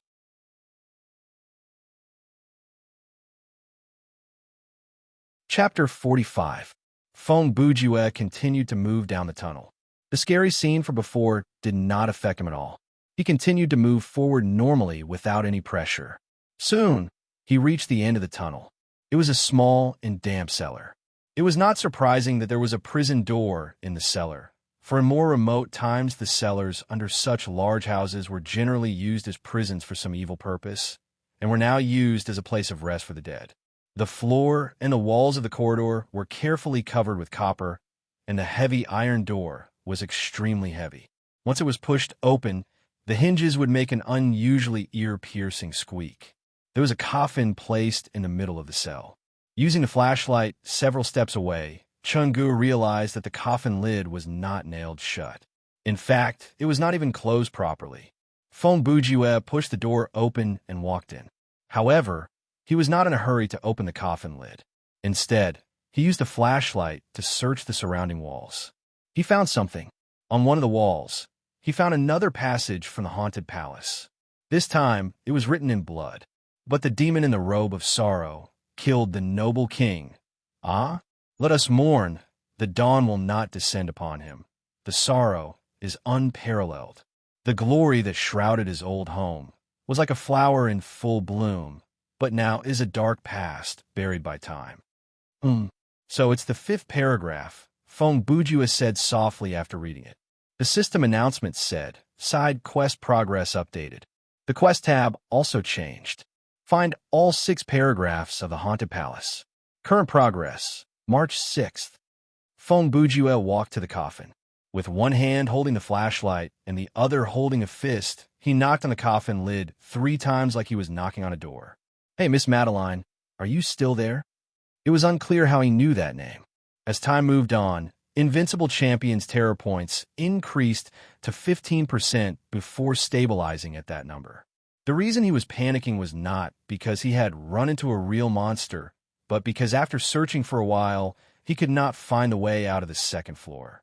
Every corridor, every room, as well as the paintings, lamps, and decorations on the walls, they all seemed unfamiliar yet familiar. The building displayed an obvious spatial anomaly. Its interior was much larger than what it looked like from the outside. The length of the corridor seemed to be constantly changing. When he counted the number of doors on both sides of the corridor, he would get a different number every time. So far, Invincible Champion had yet to reach the end of any corridor. Whenever he reached the end of a corridor, he would see a new corner or T-junction. The consumption of stamina points while walking was minuscule. Only after walking for a long time would there be a significant decrease in stamina points. This was similar to the situation in reality. If you let a person walk continuously for more than 20 minutes, he would feel a little tired. After 40 minutes, his legs would feel sore. After more than an hour, he would definitely have to stop and rest. Of course, the examples used here were ordinary people, not professional athletes. This kind of exhaustion accumulated gradually, and the longer it lasted, the more obvious it became. Under the influence of fear, Invincible Champion's reaction speed increased. When he saw his stamina points dropping at a visible rate, he did not choose to rest, but chose to move faster. He was no longer exploring, he was running. He received a strong psychological warning that if he did not do something soon, he would not only be trapped. When his stamina points dropped to a certain level, something in the dark would find him. Invincible Champion's breathing became heavy. He looked at the game menu. He still had about 1,000 stamina points, and he wasn't running. He was just walking. This shouldn't be happening. He stopped moving and placed his hands on his knees. He caught his breath and swallowed. At that moment, he suddenly felt a strange feeling in his stomach, but he could not tell what it was. What's going on? Invincible Champion mumbled to himself. Talking to himself could help him reduce the effect of fear and help him focus. Suddenly, his eyes caught something. He turned around and saw a mirror beside him. It was a rectangular mirror about 2 meters tall, and it was embedded in the wall of the corridor. It was surrounded by a wooden frame, and the carvings were simple but exquisite. That's strange. Was this here? He could not help but ask. Confusion appeared on his face. At that moment, Invincible Champion was looking ahead numbly. He focused on the end of the corridor and no longer paid attention to the doors on both sides of the corridor. He definitely did not pay attention to the paintings, wall lamps, and sculptures. However, the corridor was not that wide, and this was the first time he had seen something like a mirror. Furthermore, it was such a large mirror, so there was no reason for him not to notice it. When he saw the mirror, Invincible Champion's side was facing the mirror. He was bent over with his hands on his knees. However, when he turned his attention to the mirror, he instinctively straightened his body and turned his face away. This turn scared him so much that he almost fainted. The reflection in the mirror looked no different from the real Invincible Champion, but the Invincible Champion in the mirror had his stomach exposed. There was no clothing or skin on his stomach, and with one glance, one could see a ball of intestines. Invincible Champion sucked in a cold breath, and his face blanched. He staggered back until he leaned against the wall on the other side of the corridor. His eyes widened, and his breathing stopped for 10 seconds. Illusion. This is an illusion. After he regained some of his composure, he walked to stand before the mirror with a hateful expression. Who are you trying to scare? It's just seeing my own intestines. Even though he said that, the terror points would not lie. He was still afraid, but when one was scared to the extreme, they would react in many different ways, and anger was one of them. Invincible Champion's eyes involuntarily fell on his stomach in the mirror. He could see that the intestines were still wriggling inside it. Upon closer inspection, one would be able to see some strange details. The more he looked at the intestines, the stranger they became. It looked like a corridor. He felt a chill run down his spine, and his neck was so stiff that he could not move. 2 seconds later, he roared angrily and kicked the mirror to shatter it. Then, he turned to leave. However, as he turned around, he saw many similar mirrors on both sides of the corridor. The original doors had all disappeared, and the mirrors were everywhere. "Ah!" Brother Invincible roared and rushed out. He didn't know whether this situation was an illusion or a real change in the big house, but he felt fear and danger. He didn't want to stay in these corridors for a second longer. Clang! Clang! A figure smashed through the glass window and came out from the second floor of the big house. The moment he fell from the sky, Invincible Champion was not prepared. 1 second ago, he was still in the corridor, and he was running in the middle of the corridor. There was a path ahead, but the next second, the pain of glass cutting through his skin came. He seemed to have run into something, and his body lost its center of gravity and started to fall. In the short moment before he died, he saw the scene outside the room. The stone wall was covered in mold, the withered trees that surrounded it, and the large black reflection in the stagnant water of the mountain pool. An eerie presence seeped out from the pool, the wall, and the depths of the room. Darkness leaned on both the physical and mental world. Amidst the formless silence, Invincible Champion fell into the pond outside the house. The eerie pond swallowed him up, and he could not make a sound. The mansion before him was like a cold, demonic shadow, looking down on another life. The last thing that was reflected in this professional player's eyes was a blood moon in the sky. Team member, Invincible Champion has died. A plot item has been transferred. The system announcement shocked Wang Tanji and Long Aomin. No way. A level 15 professional player died, just like that. Wang Tanji gasped. He opened the game menu to look at the team tab to confirm. As he expected, the player's name had turned gray, and the alive next to it had turned into dead. By then, Long Aomin and Feng Bujiwe had searched through quite a number of rooms, but they had not found anything substantial. Other than the few times when the floor suddenly caved in and the traps that were filled with spikes, there were no clues or rewards. If the two of us had split up, then the few dangers that we ran into earlier might have been fatal, Long Aomin replied. Long Aomin replied, and then added, I wonder if Brother Feng will be in danger on his own. Brother Ju, you don't have to worry about him. Since it was him who suggested splitting up, he must have considered the risk. Wang Tanji said, by the way, when I was idle in the login lobby, I read the game manual. If a player dies while carrying a plot item, The item will randomly spawn around one of their teammates. Long Almin had been through more team scenarios, so he was more experienced than Fong Bujue. He replied, "Okay, I know. Let's look around now." The two of them immediately rummaged around, but as the saying goes, an unintentionally planted willow yields shade. They did not find a letter, but under a pile of junk on the floor, they found a poem from the Ghost Palace. Wanderers in the Valley of Joy. Through the two bright windows you can see.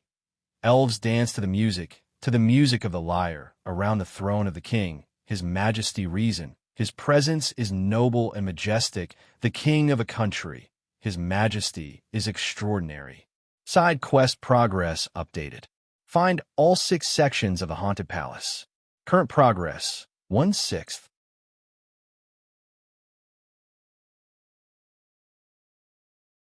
Chapter 46. The dining room was large, and there was a long table placed in the middle. It was so long that the people sitting at the two ends had to shout to communicate. The white tablecloth was littered with several empty plates and forks, as well as several fallen candlesticks. There was a chandelier above the table. It was bigger than the one in the living room, but it was no longer lit. The dining room relied on the wall lamps.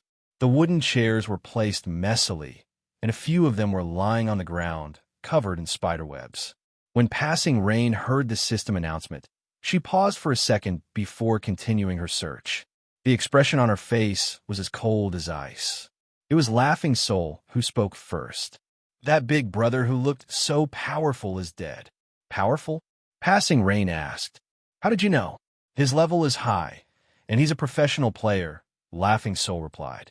Passing Rain used her sword to pick up a section of the tablecloth. She did not stop her search and said, Our level will increase as well, and we can call ourselves professional players. Cousin, you're messing with me again.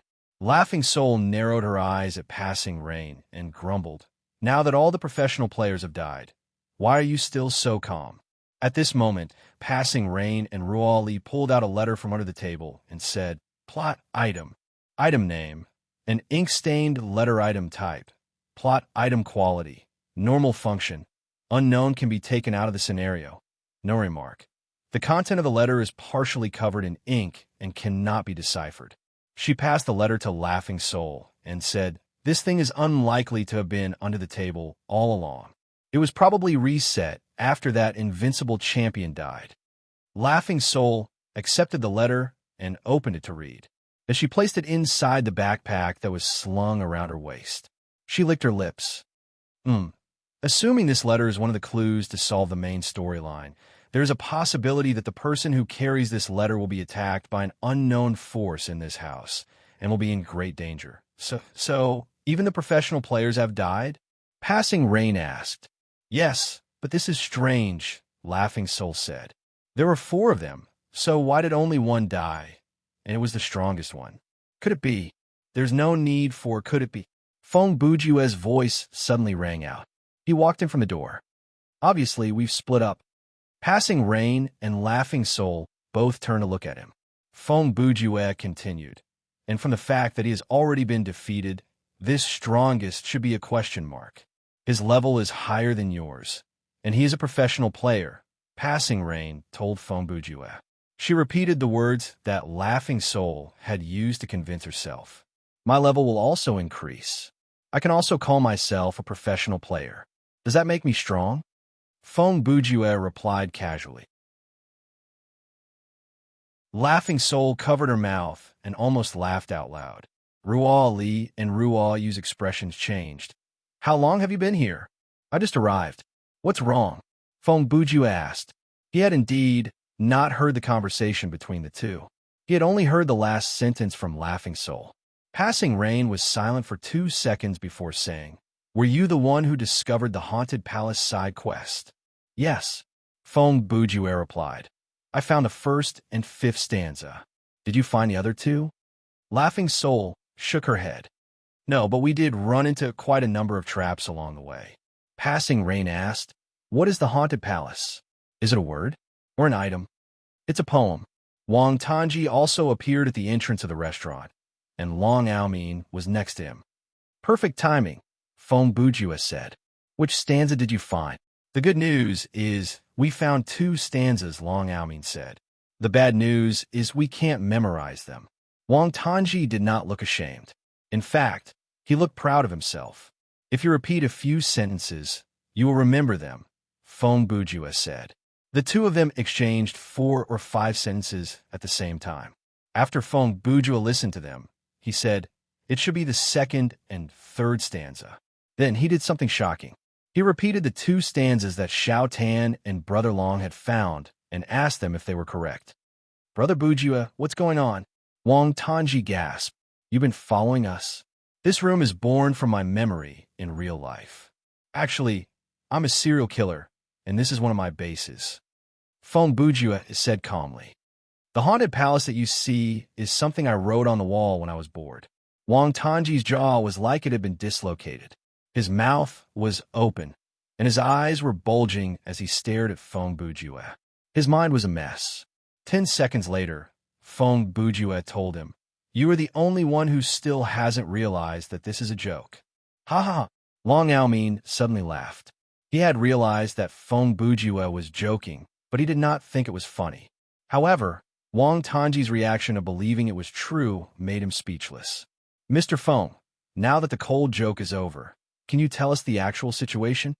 Laughing Soul said, "You not only know the order of the stanzas, you can even recite the content. Then, you must know the origin of the poem, right?"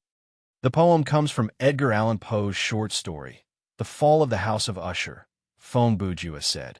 "I believe this scenario is based on that." He pulled over a stool and sat down. "Have any of you read it before?" "No. Other than Passing Rain and Ruo Li, the other 3 were like primary school students answering their teacher's question in unison. It's good that you haven't. After all, his novels are not that interesting anyway." Feng Bujue said, "Poe is a high-class literary ruffian. He dabbles in gambling and drinking. He once chased after a lady and married a lowly. He never gets tired of writing. Most of his novels only focus on the atmosphere and ignore the plot. Sometimes he would do something like this. For example, at the beginning of Ligeia, he randomly made up a passage, added a dash, and said that it came from Joseph Glanville. If there was a search engine in the 19th century, this guy would have been paraded through the streets by the critics. "You sound like a hardcore fan." "Passing Rain and Ruo Li said coldly. "You sound like you're jealous." Laughing Soul tossed him a condescending look. "The more I hear, the more it sounds like you." Wang Tanji said, "Brother Feng, you have to respect yourself." Long Aoming did not know what to say, so he tried to persuade him. Feng Bujue stood up and said with a straight face, "I know a thing or 2. It's nothing. You can even memorize that poem, so there's no need to explain yourself." Passing Rain interrupted. "Big sister," Feng Bujue said. "How old are you? Call me Big Sister." "Little sister, I dare you to call me that again." Feng Bujue took a deep breath. "Like a heroine. Actually, I have quite a good memory, Mr. Feng. You really don't need to explain yourself to me." Passing Rain and Ruo Li's lips curled up into an imperceptible smile. Feng Bujue was stunned for about 3 seconds before turning around like nothing had happened. "The wind sure is loud today." Even Long Aoming felt embarrassed. "Brother Feng, even if you've been exposed, don't mind it. Let's continue to look for clues." Feng Bujue almost coughed out a mouthful of blood. He thought to himself, couldn't you have just said the second half of your sentence? Was the first half of your sentence meant to add insult to injury? By the way, I was about to ask you something. Don't you think it's weird? Feng Bujue asked seriously. Why are we all in the dining room? The structure of this room should be changing. If we're all gathered at the same time, does that mean? Before he finished, there was a bang, and the only door in the dining room closed on its own.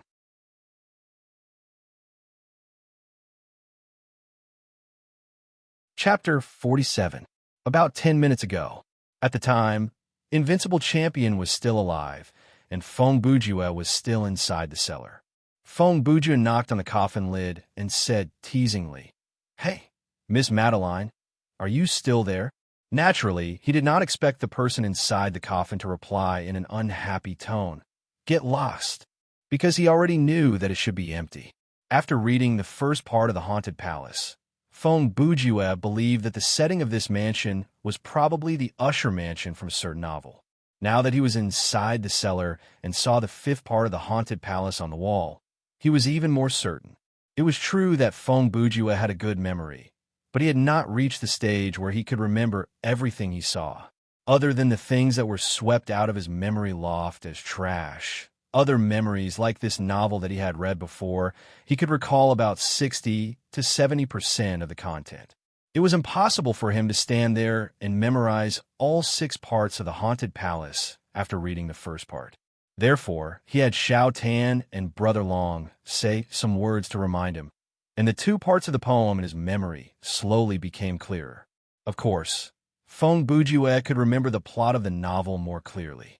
Many people knew the name of Edgar Allan Poe. He was the founder of detective fiction. His Murder on the Rue Morgue was considered the first true detective novel in modern literature. When he published it, he used the term mystery novel. However, that was in 1841, and The Collapse of the House of Usher was written before that story. It was a Gothic thriller, and it was filled with a dark and gloomy atmosphere. The plot of the story went like this. The main character's old friend, Roderick Usher, had a family that suffered from mysterious hereditary disease for generations. The large house that he lived in was bound by some kind of strange curse. Over the centuries, the Usher family passed down the family line, and the original name of the house was slowly forgotten by people. This building was equated with this family. When people mentioned the House of Usher, they were referring to both this building and this family. One day, Roderick wrote a letter to the main character. In the letter, he said that he did not have long to live. Illness had tormented him to the point that he was haggard and mentally unstable. The unknown, terrifying power in the House of Usher would destroy his rationality and take his life. The protagonist came to visit and accompany his old friend, hoping that he would get better. But on the night of the main character's arrival, Roderick's sister, Miss Madeline, passed away due to an illness. She was Roderick's only family in the world, his only companion for many years. Lady Madeline had been sick for many years and had died, but she had always fought against it and had never been bedridden. Roderick's abnormal melancholy and near mental breakdown was mainly caused by her. Roderick requested to find a cellar to keep his sister's body for 14 days before she was buried. The protagonist helped his friend put Miss Madeline into the coffin and placed her in the cellar. However, no one knew that she was still alive. 7 to 8 days later, the grief-stricken Roderick had descended into madness. That horrifying night, the main character saw the horrifying Miss Madeline appear in the house and scare her brother to death. Then, he finally breathed his last. The main character escaped from the House of Usher and saw the building collapse into the lake with his own eyes. There were many illogical things in this story. For example, how could Madeline be buried alive without anyone noticing? How could a woman who had struggled in the coffin for 7 to 8 days still have the energy to fight her way back to the house? How did the house collapse? Was it an earthquake or a directional explosion? However, the readers of the 19th century would not ask such questions about a horror story. Instead, after the end of the 20th century, there were more and more professionals who relied on overinterpretation and nitpicking in various fields, especially in the field of culture. If Poe lived in the 21st century, any academic fraud who claimed to be a professor would have the guts to criticize him. Or they would rely on in-depth interpretation of his work to express some opinions that were not in the original work. However, Chung-Ge decided not to delve into this topic and return to the story. Based on the plot of the novel, the coffin had to be empty. Regardless of whether the shadow that Feng Bujue saw in the tunnel was Madeline's spirit or not, her body was no longer in the cellar, but inside the house. Feng Bujue pushed open the coffin lid. As he expected, it was empty. He waved his hand to disperse the dust and used the flashlight to light up the interior of the coffin. Soon, he discovered that there was a small line of words carved on a wooden board at the head. It looked like it was scratched out by fingernails. There is only one sentence, he knows. There was no punctuation, and the words were crooked. Putting himself in Madeline's shoes, There was no light inside the coffin, so she could not tell whether her handwriting was neat or not. She had to maintain a certain posture to carve the words on the top of her head, so it was already impressive that she could be recognized. Hidden mission triggered. When Fong Bujue heard the system announcement, he immediately opened the menu. Then, he saw another notification appear before him. The hidden mission in the scenario can provide you with a handsome reward, but the difficulty of discovering and completing the hidden mission will be higher than the main mission and side mission. System announcements related to the hidden mission, including audio, text, and the mission content in the menu, can only be seen by the player who discovered the mission. If the hidden mission is discovered in a group setting, all the players present will receive the mission together. However, the hidden mission cannot be shared. After one or more players describe the mission content to the other players will be able to see the mission content and progress in the menu. But it will not be seen as accepting the mission, and they will not receive the completion reward. The above announcement will only appear when the player discovers the hidden mission for the first time. If you wish to read it again, you can search for it in the game manual.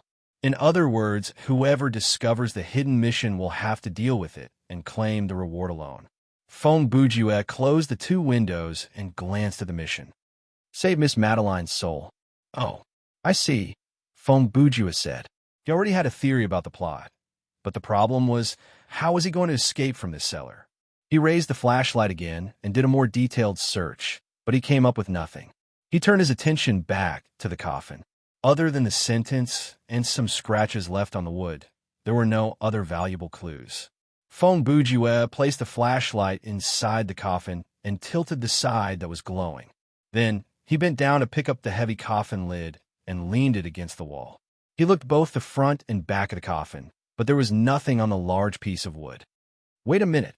Fong Bujue suddenly stopped moving, and he thought the person inside the coffin should be lying on their back, and the carving should be done on the coffin lid. Even if she was worried that someone might miss the carving on the lid when they opened the coffin, she carved it above the head.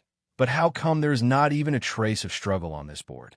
The scratches and kicks are all on other places, but this coffin lid looks like it's brand new. Fong Bujue picked up the flashlight and shone it on the coffin lid that was leaning against the wall. He squatted down and stared at the piece of wood. He reached out to knock on it again. The coffin lid made a sound like it was made of solid wood, and it did not sound like there was a hidden compartment. At that moment, Fong Bujue made a very bold decision, at least for others. He raised the coffin lid and covered 2/3 of the coffin vertically. Then he crawled into the coffin. After lying down, he used both of his hands to hold the coffin lid. He pulled as hard as he could, and the coffin returned to its original state. Lying inside, he did not feel very comfortable. It was not because of his mentality, but because there was no cushion inside the coffin. It was purely made of wood, and it felt like he was sleeping on a hard bed with nothing on it. Fong Bujue placed himself in the same situation as Miss Madeline. He used the flashlight to shine on the coffin lid and said, "How did you manage to get out?" As he spoke, he used one hand to try to push on the coffin lid.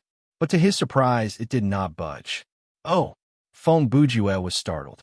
He immediately placed the flashlight next to his neck and used both his hands and feet to push and kick the coffin lid, but it still did not budge. After a while, just as he was about to stop to catch his breath, he saw that on the coffin lid, the piece of wood that was facing his face protruded slightly and slowly turned into the shape of a human face. It was hard to tell the gender of the face, and the voice sounded like that of an old witch. It said to Fong Bujue, "Man who is about to die, do you wish to leave this place?" "Yes," Fong Bujue replied. He wanted to see what kind of trick this coffin monster had up its sleeve. "What can you give me?" the coffin lid asked. At that moment, the system announcement said, "You can sacrifice a normal or higher quality equipment to have the monster transport you back to the space outside the cellar." "Oh, so I can sacrifice it, right?" Fong Bujue thought. "In other words, I can choose not to sacrifice it." He pondered.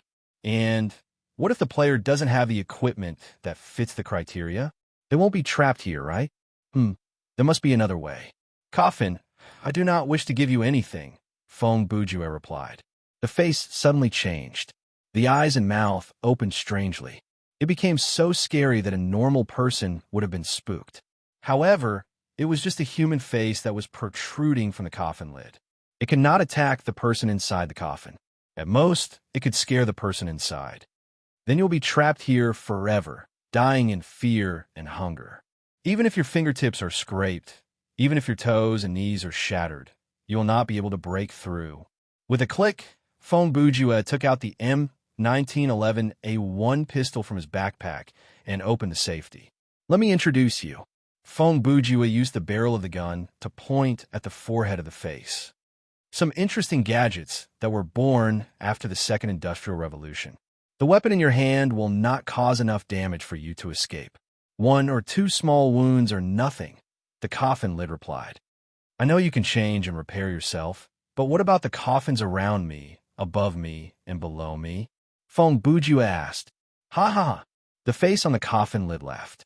At the same time, the words carved by Madeline above Phone Bujua's head and the markings on the surrounding would disappeared. As long as I want to. So that's how it is. Since I've already received the quest and discovered the secret of the coffin, I don't need these details like the carving anymore, right? Phone Bujua said as he put the gun away. Now, do you want to change your mind? The coffin lid asked. Perhaps you can give me the weapon from earlier, and I will send you out of here. Phone Bujua took out the Western kitchen knife and Mario's wrench from his backpack. You have 2 choices. 1, send me back to the house and end this pleasant conversation. He raised his hand and slashed at the coffin lid, leaving a cut. 2, I'll burn you for firewood. Several seconds later, Phone Bujua successfully reappeared inside the house, but he was no longer in the living room, but in a corridor. There was a painting on the wall next to him, but it was not of a cellar, but an ugly and abstract human face. He did not stop. After confirming that his life points were full and that he had plenty of stamina points left, he continued his exploration. You're tuning into the Warrior Lore YouTube channel.